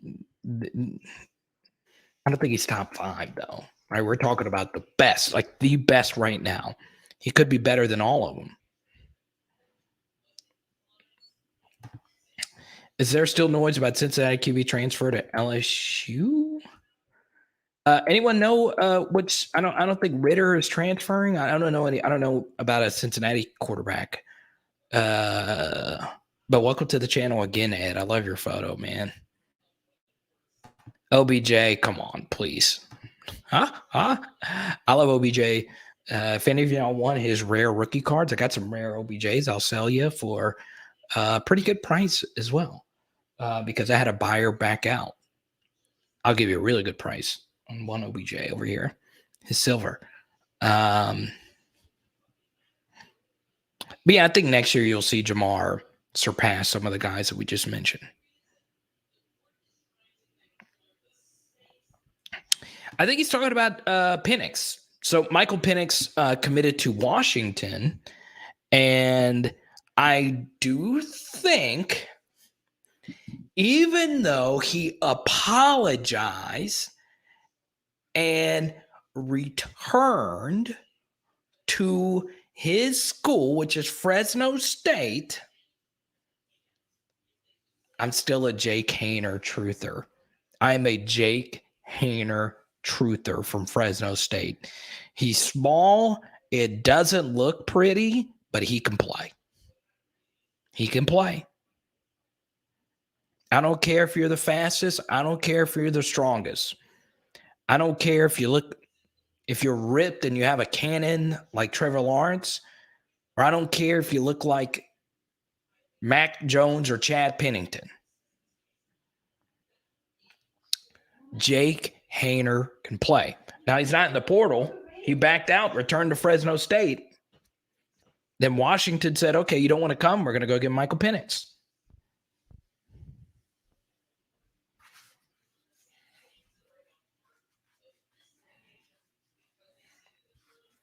Still going to be a Jake Haener truther till I perish.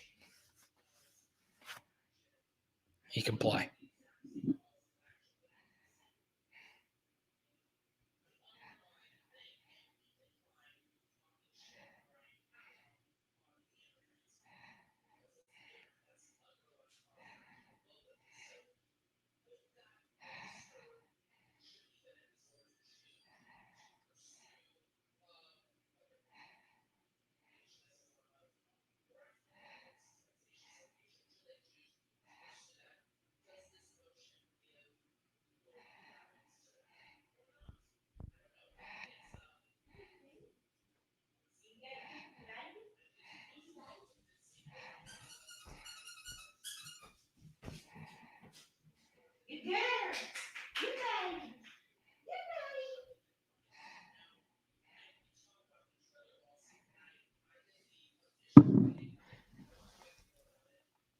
So, Lou, this is interesting.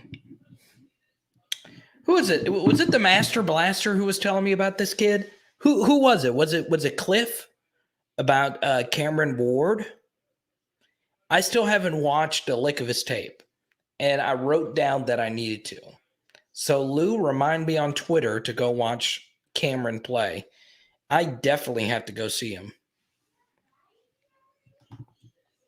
Braylon, I shared this earlier. I actually didn't listen to it. I saw some clips, but I love it. I just do. I just think it's cool that Brad Davis is, doing something pretty historic here. I'm also happy that a kid from Baton Rouge, he shared in the little clip, the little viral clip that they shared from the LSU football, that he was just a kid from Baton Rouge dreaming of being a coach, dreaming of playing. And to see him live this dream is crazy. And it's awesome, right? I'm super excited Brad's going to be on the staff next year. As many of you know, I'm a big Brad guy. I think he'll be a head coach in less than 5 years max. He's really special. And yeah, I mean, I'm really excited that he's going to get this opportunity. And Graylin, I'm glad you brought this up. This is a crap that I just didn't understand. And I asked everyone who was accusing LSU of lacking leadership or they're not playing hard or anything, show me evidence. Okay, the Kentucky game, there were times where I was like, okay, we're not giving our best effort. But for the most part, we played hard. We played really hard. And guess what? The guys are going to play hard in the bowl game as well, right?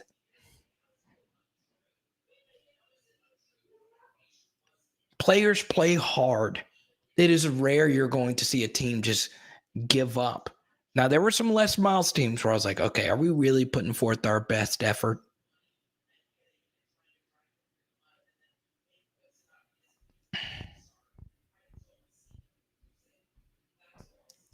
We have played hard.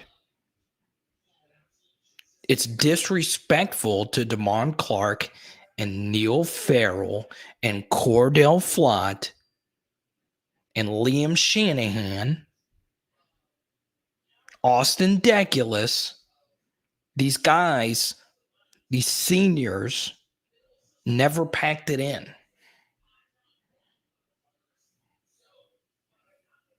Never packed it in. So, Graylin, I'm really glad you brought up effort. I don't think I ever saw an instance. Kentucky game, there were some weird spots that I saw on tape. I just don't think I ever saw an instance where, the guys just weren't playing hard. They've always played hard, right? Freaking, if we weren't playing hard, we would have packed it in and not played against Alabama. They would have blown us out. I do remember Marcel Brooks. What's up, Brian? Did I make a live show? Let's go. What's up, Jacob? Good to see you. Dylan Gabriel.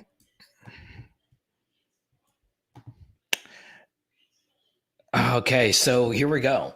Max, don't know why. I remember my favorite number 4 was Ja Eugene. I'm thinking about asking Ja to come on a live stream, right? I want to promote his business. He has like a seafood business now.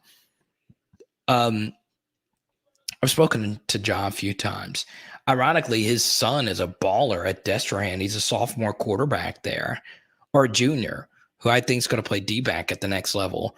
And that kid's already camped at Texas and a few other places. His son can play. His son can really play. It also does make you feel old that Ja Eugene's son is being recruited. Okay. Ja Eugene guarded AJ Green in college at LSU.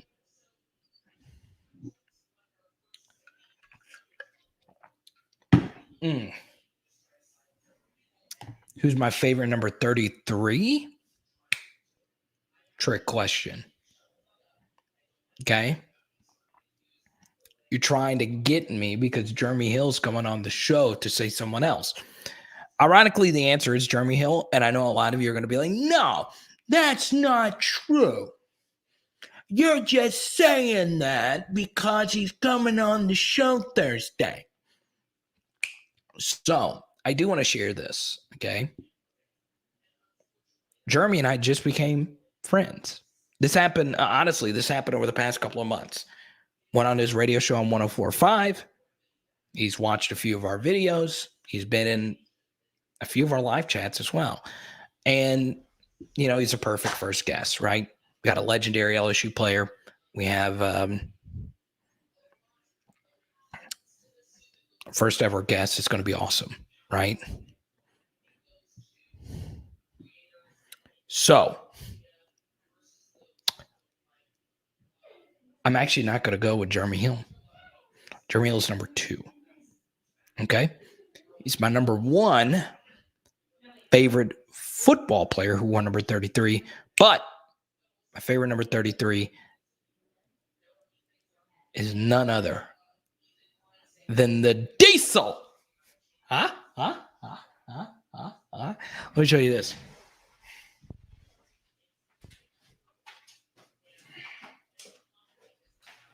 I got this right here. Ryan, I'm dead serious. Look. This is actually going to go up right up here too. This used to be our background when we used to live in an old shack. Get it? We used to live in the old shack. So for guys, if you're new to the channel, me and Haley used to live in a. It was okay. It was cheaper. We used to live in a tiny little place. And we didn't have heat, so we're very fortunate. Thanks to you guys, we were able to move to somewhere nicer. And Shaquille O'Neal, he was our backdrop over there. So Shaquille O'Neal is my favorite 33. Jeremy Hill's number 2, but my favorite football number 33 is Jay Hill. Now I don't think Jay Hill would take offense to saying Shaq is our favorite number 33, but it is what it is. Right there. Shaq can't fit right there. I might take him out of the box. Put him up here for right now. There you go.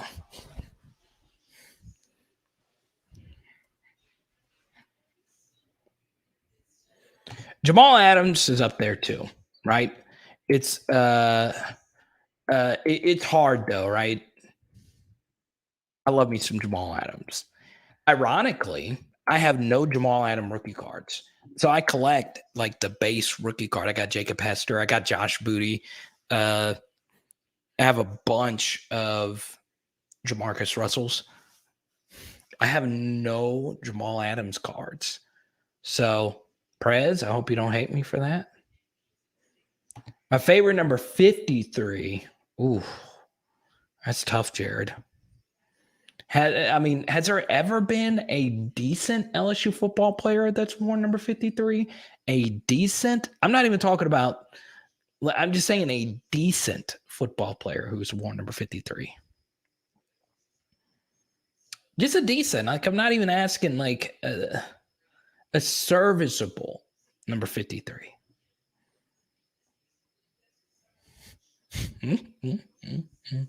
He's going to kill me for that. I love it.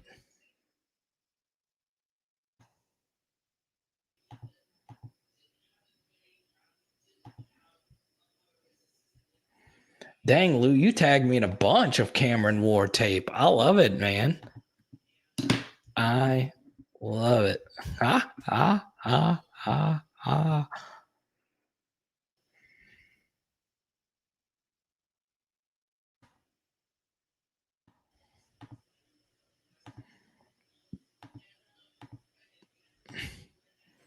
There he is, everyone. That's peak human form right there.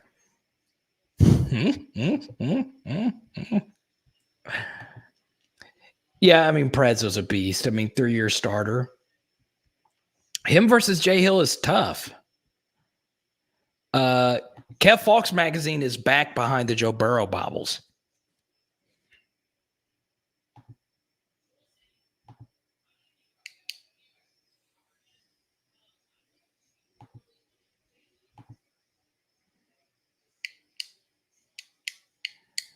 Ibieta, Mark, I know you're pretty excited about that. I love it. Yeah, Chad Jones is my favorite, number 13. Number 3. Are you saying T-Blob isn't good? Oh, he was awful. Awful. No, T-Bob's great. You guys know T-Bob was a really good player. Okay.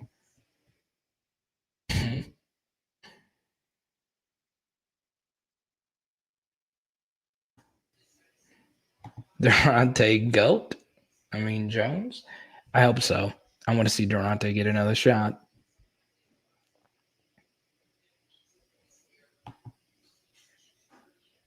Tiny-handed feet, T-Bob.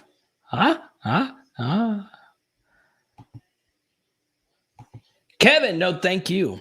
So Kevin is, I believe Kevin was our top super chatter tonight. We've had some really good super chats. Blanche is up there as well. So shout out to you, Kevin, for following up Smiley super chat. Thank you so much. I really appreciate that. Craig Stelz was the best number 16. Let me see. Let me see, number 16s.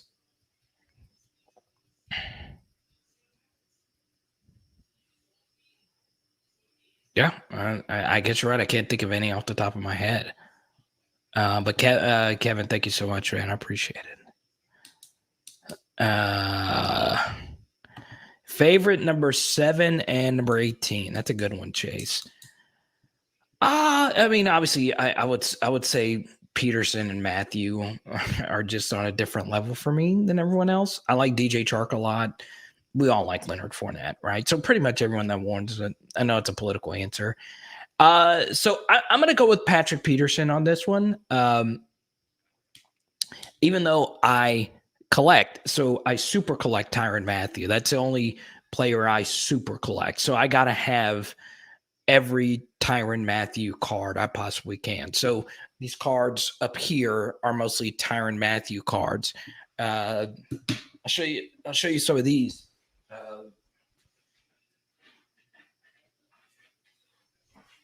So these are this is the only Justin Jefferson rookie I have right here.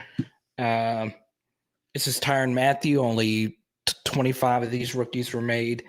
And this is the Tyrann Mathieu rookie card, another rookie auto, serial number 32, which is his jersey number, which is really cool.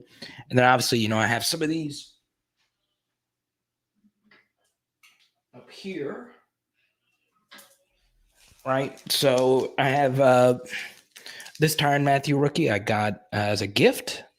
Really appreciate this. This is a really rare one. This is probably my rarest Tyrann Mathieu auto. And this is probably one of my favorite ones right here. Gold Tyrann Mathieu rookie. Only 50 of these were made. So there you go. It's really cool stuff, right? That was kind of nerdy stuff, but that's who I super collect. But I actually have some rare Patrick Peterson personalized stuff that I have to bring out of storage, and I'm going to put in here as well. So I'm gonna go. Patrick Peterson is my favorite number 7, partially because he started the tradition. We could bring up Burt Jones. We can bring up Ali Highsmith. But yeah, I'm gonna go Patrick Peterson, right? My favorite number 18. That's kind of tough, right? I'd probably say Hester. I would. But Trey White was great. I really like Benny Logan as well. Foster Moreau, I always cheer for 3 stars, right? So there you go. I like those guys as well. And then, of course, it's hard to not like Devon Clark, right? This one's up here, FACP. This one right here. This was probably the most expensive one. This was given to me as a gift. I try not to spend too much on cards. I don't have anything like super valuable, right? Now, if this channel ever gets bought out by ESPN or anyone like that, maybe I start upping my Tyrann Mathieu game, right?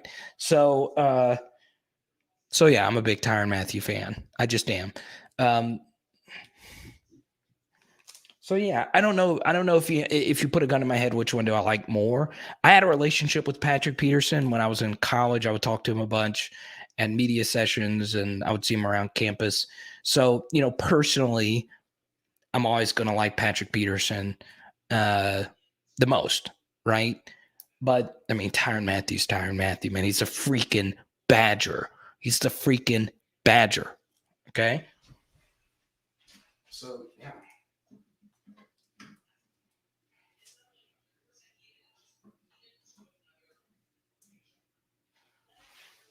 So here's what I'll do. If you super chat, I'll show you the rarest Tyrann Mathieu card I have.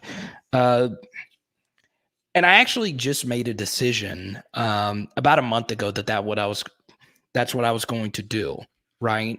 Because when you get into like football card collecting and you're a big LSU fan, you immediately want to collect like Burrow and Jefferson. You're just going to go broke. You're just going to go broke. So if you're getting into football cards, when Joe Burrow, you're just going to go broke. And Joe Burrow is a real national, actually international phenomenon in the hobby. I tried getting into some rare Joe Burrow stuff.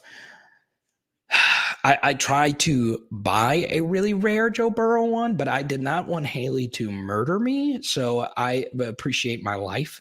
There was a Joe Burrow. I was targeting a card that I really fell in love with.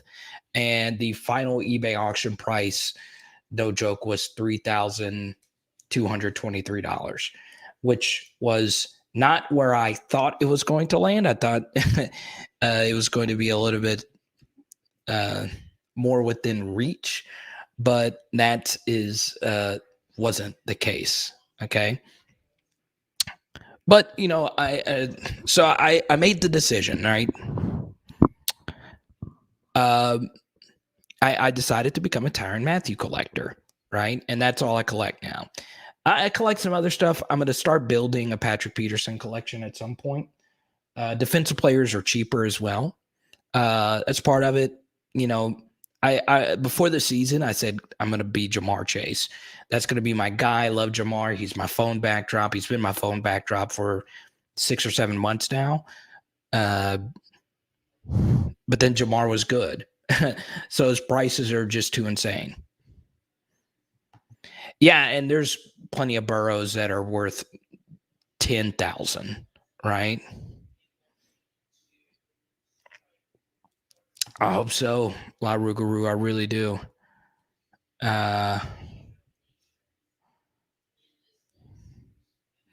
cool, Mark. You should hold on to that, man. The most valuable Matthew card is probably that one up there. There was, I'll say this. I'll show you this one right here. This is the rarest one that I have. Okay. Let me pull this one out. And none of these are like overly expensive. This is one I got for a really good price. Like, if I would have waited a year to try and get this card, it would be worth $500. But I got this one for way cheaper than that. The buyer was really nice. He saw that I was a big LSU.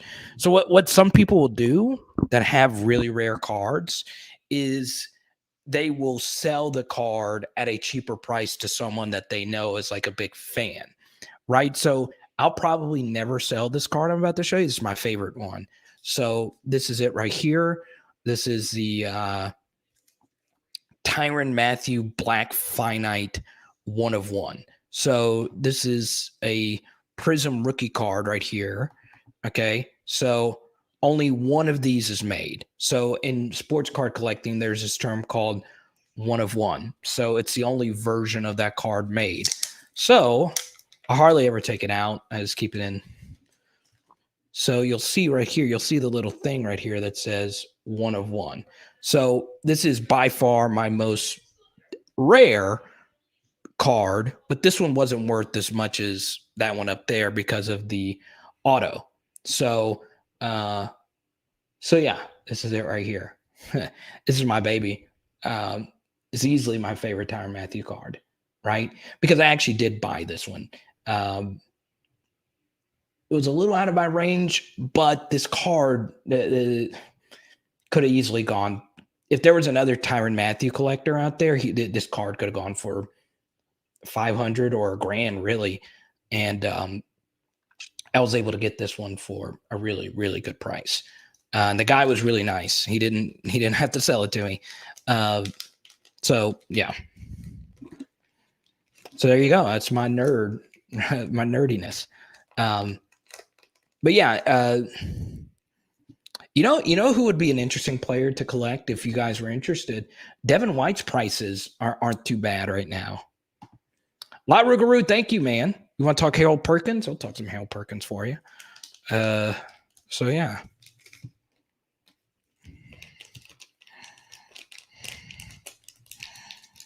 Put this one back in here. Yeah, the Tyrann Mathieu. His cards are really cool too. Plus, they make me happy because, Tyrann Mathieu made all of us happy because he was Tyrann freaking Mathieu. Walker would be better than Nuss. I don't know. I would agree with that. I would. Actually, I'm pretty confident in that. So there you go. So La Rougarou, you get to pick the next topic, man. We're 2 hours in, so you can ask me anything, man. You want to talk Christopher Nolan? We'll do it. You want to talk King of the Hill? We'll do it. Put this down in here.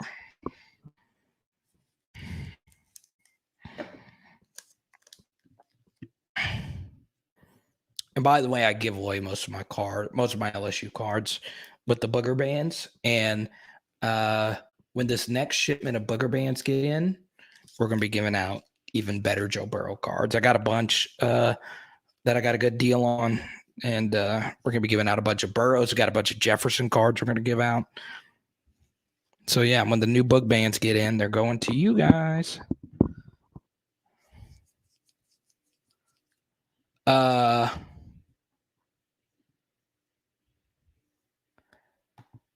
I don't care to comment, man. I just want to know a link to get any memorabilia you have. Oh, where do I get my stuff? Is that the question? So let me say this about LSU memorabilia. So all this stuff you see, some of the stuff was given to me. Like the Burrow bobbleheads was given to me by my dad. He's a big bobblehead guy. The Shaquille O'Neal thing, you can get that same headliner Shaquille O'Neal right there. You can get that one for like $3 or $4 on eBay. They're really affordable.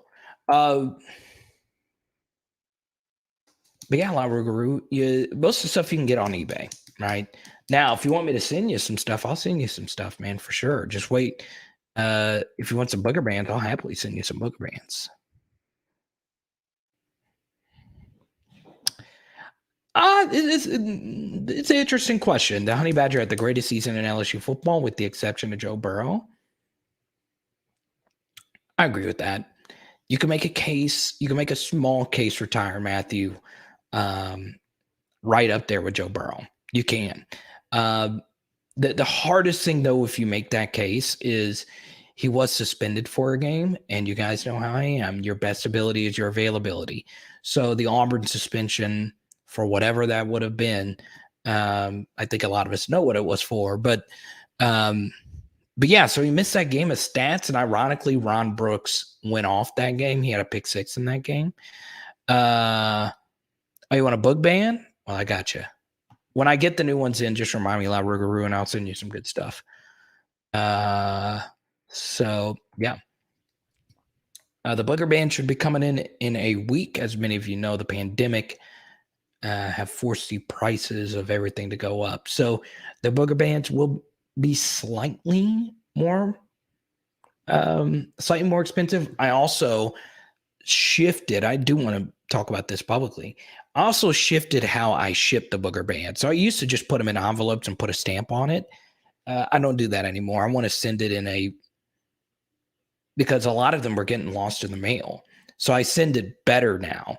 And it honestly comes out to about the same price anyway.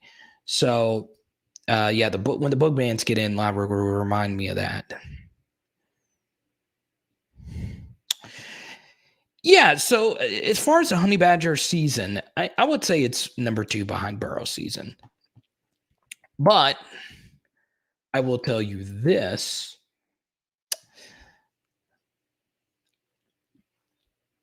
What the Honey Badger did in 2011 was more unique, right? In that we had really good news, Rachel.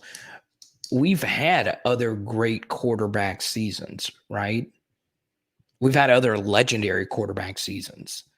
At least at quarterback, you get to determine your own fate in a lot of different ways compared to defensive back, right?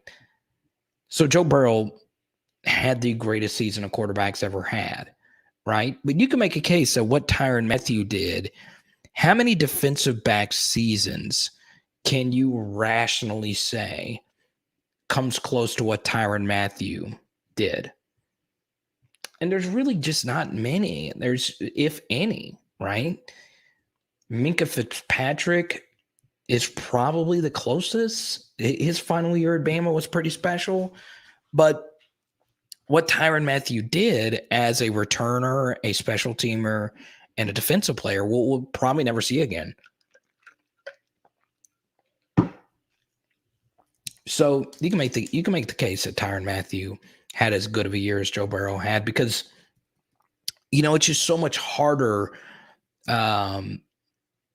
It's what Joe Burrow did is harder than what Tyrann Mathieu did, but because Joe Burrow, he only had 2 non-300-yard passing games, 95 aggregate QBR. I mean, the stuff is just cartoonish.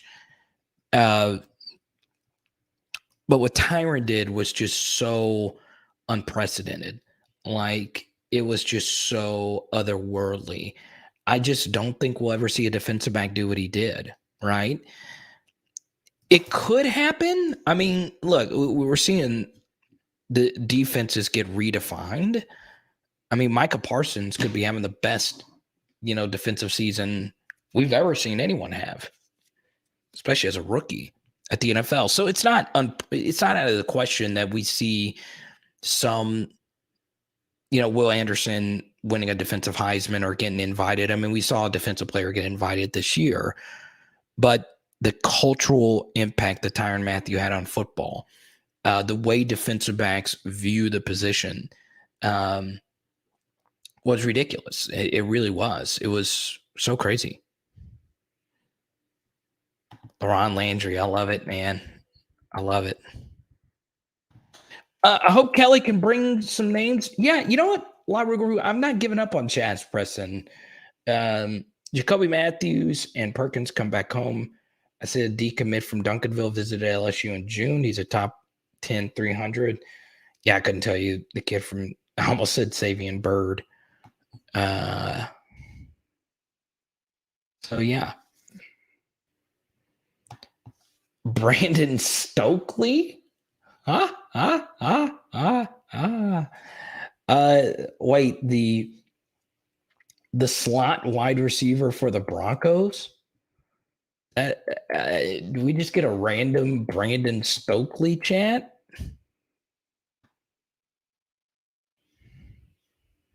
Do you want me to become a Brandon Stokely card collector? Yeah, Glenn Dorsey's 07 was really good. And he had the Auburn cheap hit. Yeah. Jets. Yeah, he's up there. Brandon Stokely. I don't know why that just came out of nowhere. Simper. Huh? Hey guys, we're talking about LSU greats. Let's talk about Brandon Stokely. I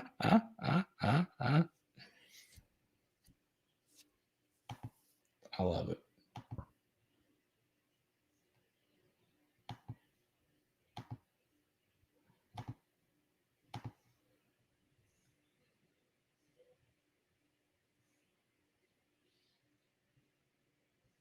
Oh, Brandon Stokely was on the Jets? Was he with the Jets?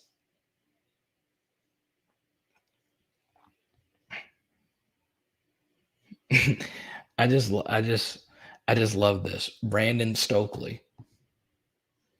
I think he's a radio host now. So Brandon Stokely, if you're out there, you're more than welcome to come on PHL.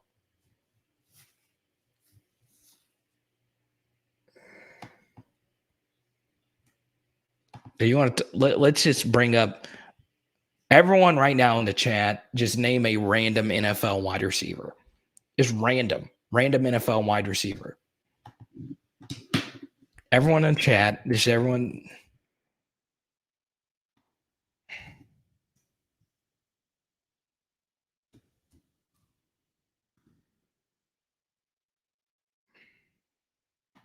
Just a random, just.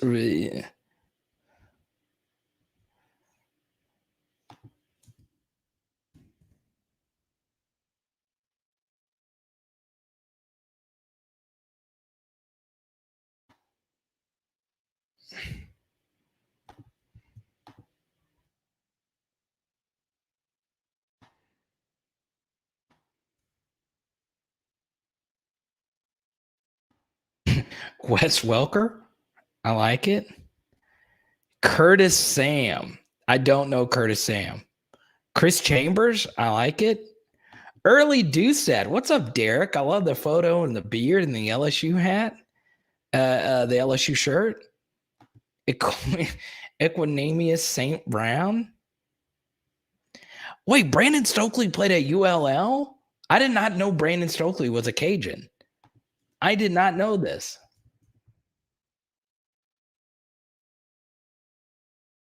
No, he didn't. Are you kidding? I did not know this.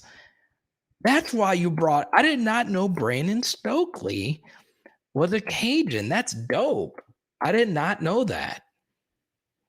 Hunter Renfro, not too random. He's having a great season. Terrace Marshall, not too random. It's LSU chat. I want you to give me a random. No LSU wide receivers, just a random. I'm looking for some Carl Pickens. I'm looking for Roy Greens. I'm looking for Wayne Krebets. What's up, Kobe? Good to see you, man. Love the background. Love the photo. You get that behind the scenes access. Are you kidding me? Curtis Sam. I don't know Curtis Sam. Trey Quinn. That's funny. I did not know this about Brandon Stokely. That's why you brought him up. Anytime Simper can bring up the Cajuns, he will. Andre Reed. How about that? I love it. Andre Reed.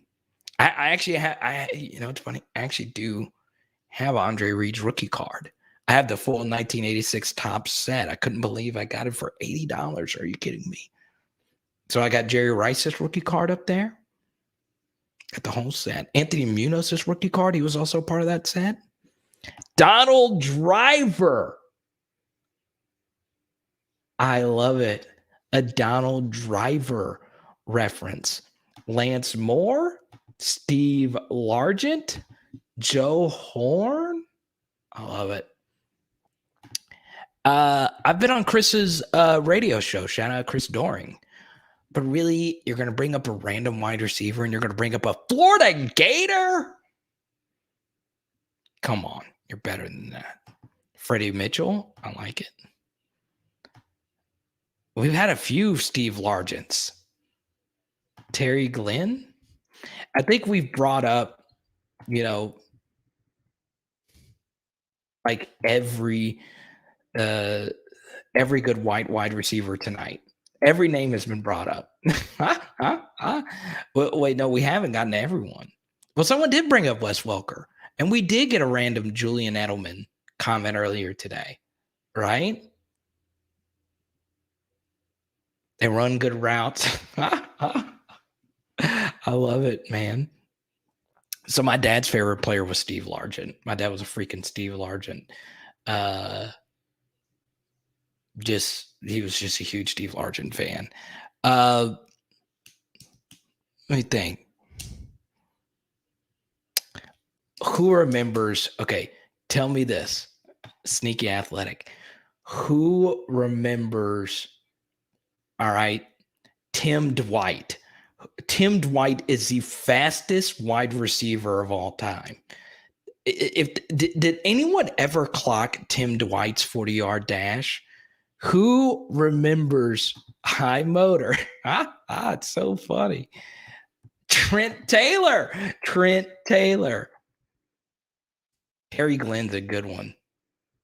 Mushin Muhammad, Carolina Panthers. Dante Stallworth. Jordy Nelson. I didn't mention Jordy Nelson. Who Jordy Nelson. Let's go. Okay, from Iowa, Tim Dwight is the fastest wide receiver of all time. I think if Tim Dwight and Trendon Holiday got in a race, Tim Dwight would win. Tim Dwight is the fastest. Dude, he is a blazer.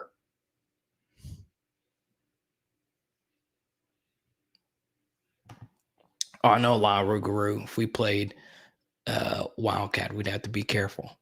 We'd have to make sure we got the snap off, right?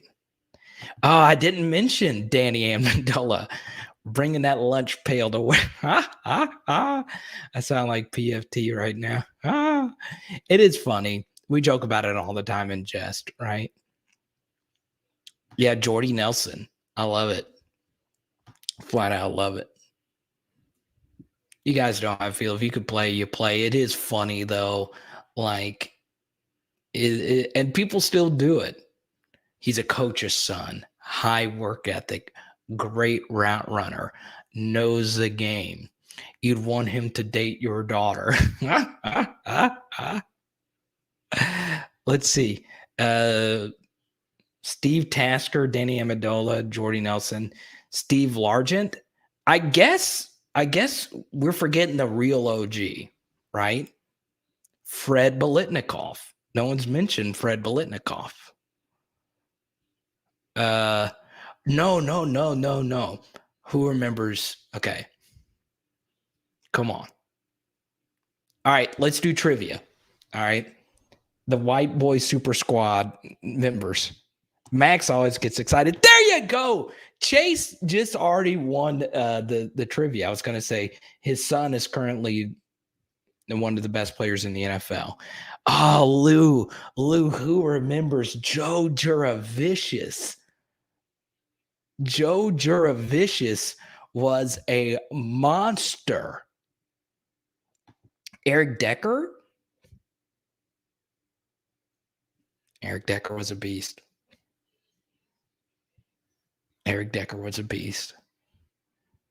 Married Jesse James Decker, too. Eric, I see you.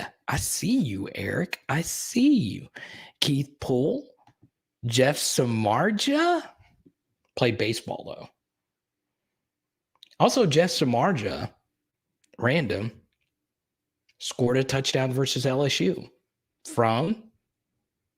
Who is Jeff Samardzija's quarterback when he scored versus LSU?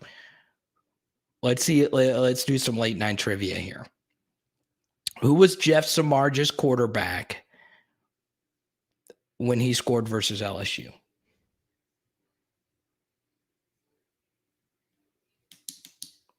Who is Jeff Samardzija's quarterback? We talked about him earlier. Boom! Kyle gets it. Brady Quinn. I love it. So, yeah, you know what's funny is I've always loved wide receivers. The thing that pisses me off, okay, here's the thing that really pisses me off about wide receivers, okay? Lance Allworth. Okay, this really drives me nuts. I'm a big numbers guy, like jersey numbers.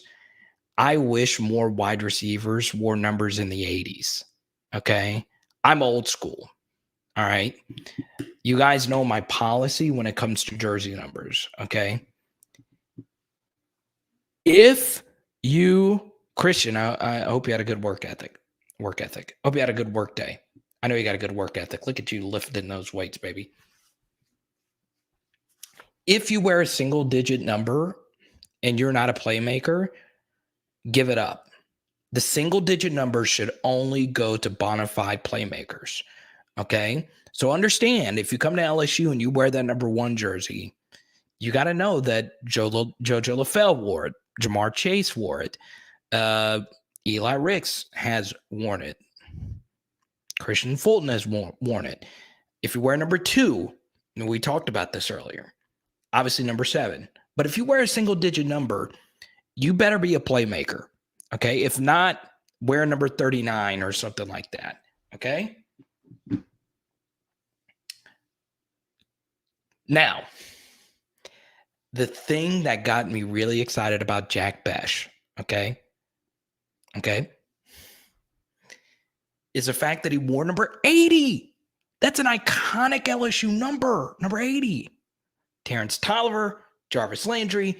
We need to bring jersey numbers that are in the 80s back. I know that if you're going to wear a single digit, you better be a playmaker, because that's a jersey that can go to someone else that's a playmaker, right? I didn't know this. I did not know Brandon Stokely was, I had no idea. I only knew him from his NFL career. No idea. Right. And I consider myself rather knowledgeable about football. I had no idea that he was a raging Cajun. So, yeah, I guess Brandon Stokely, shout out to him.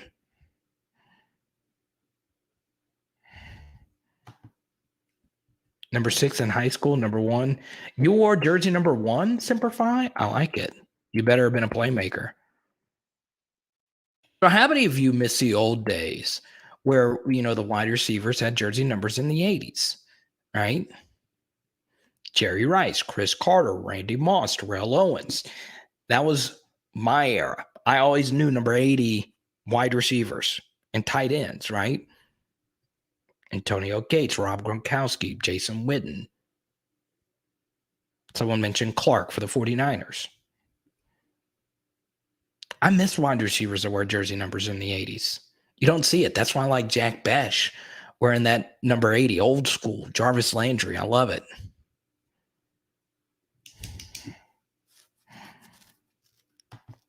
The Suns and Guns are out. I love it.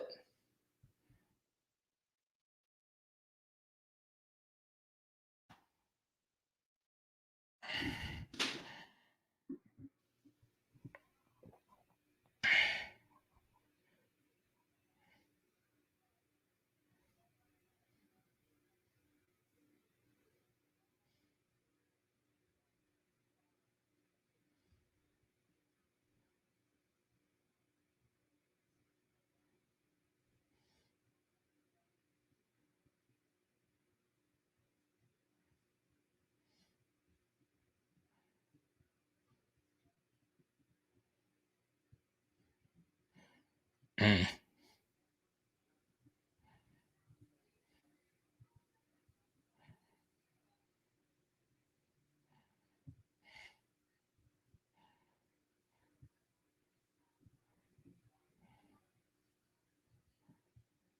Oh, I saw that. I'm watching this photo of Jamie Foxx. So Jamie Foxx is like my favorite like entertainer of all time. It is kind of cool that CeeDee Lamb wears that number 88 that Des Bryant and Michael Irvin wore. I think that's cool.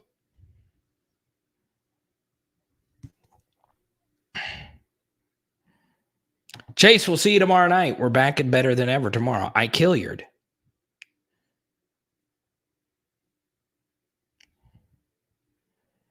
So there you go. I'm glad this became a Brandon Stokely chat. I didn't know this. First D1 player to average 100 yards in every game he played in his college career.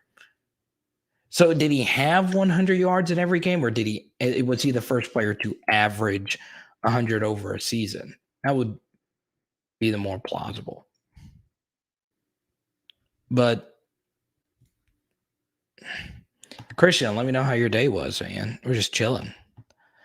Lance Allworth. I love it. Man, Joe Juravicius. He's like one of the few Falcons. Joe Juravicius and Mike Vick, man. Roddy White. How could I forget Jordy Nelson? Jordy Nelson was a beast. Caucus is a LaFell fan. JoJo. Love me some JoJo. Trent Taylor for Louisiana Tech fans. Colorado time. Wait, hold on.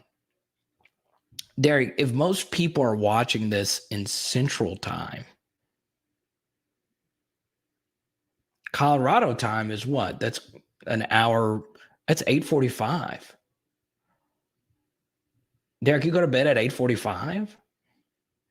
8:45? What? Really? 8:45?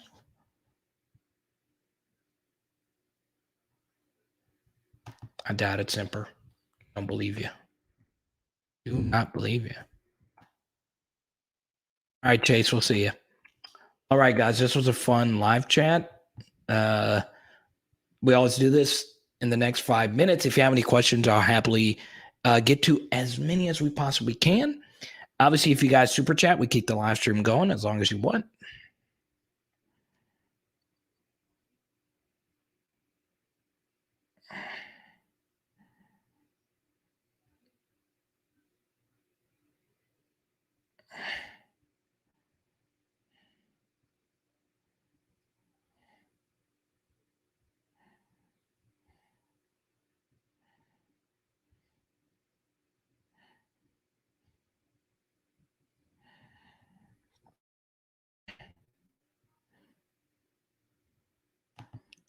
Mountain time is always 4:20. Oh, you get up at 5 a.m. Kudos to you, Derek. That's what I thought. I wish I had an 8:45 bedtime.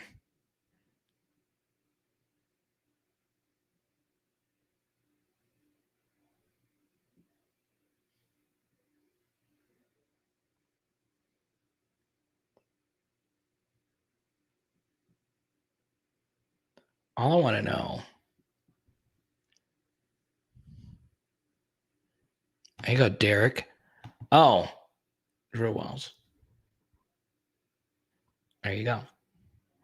Get after it, my friend. And there's nothing wrong with it. I wish I had a more consistent bedtime. I just stay up way too late, guys. I've got to work on it. But Haley doesn't like me coming to bed. She's like, leave me alone. I want to watch Sex in the City by myself. And I'm like, really?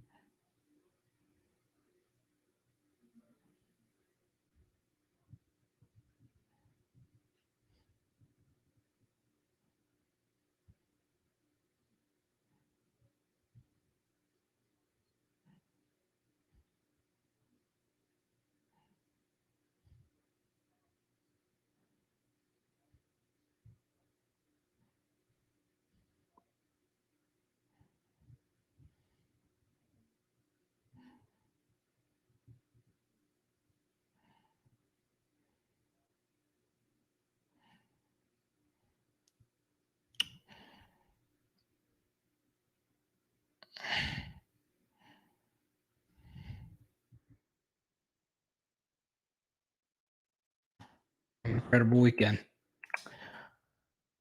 Hey, garbage food. Well, all right, guys. We'll see you tomorrow. Early signing period, spectacular live stream. And then on Thursday, Jay Hill will be on with us. So make sure you tune in to that. Okay. We will see you tomorrow. Hopefully, it's going to be a fun signing day full of some surprise signings. It is. Power out. LSU. Boom. I still like that. Joe Jervis. And I think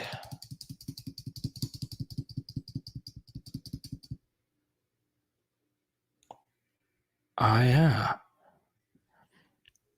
Some carne asada and corn tonight. Let's go.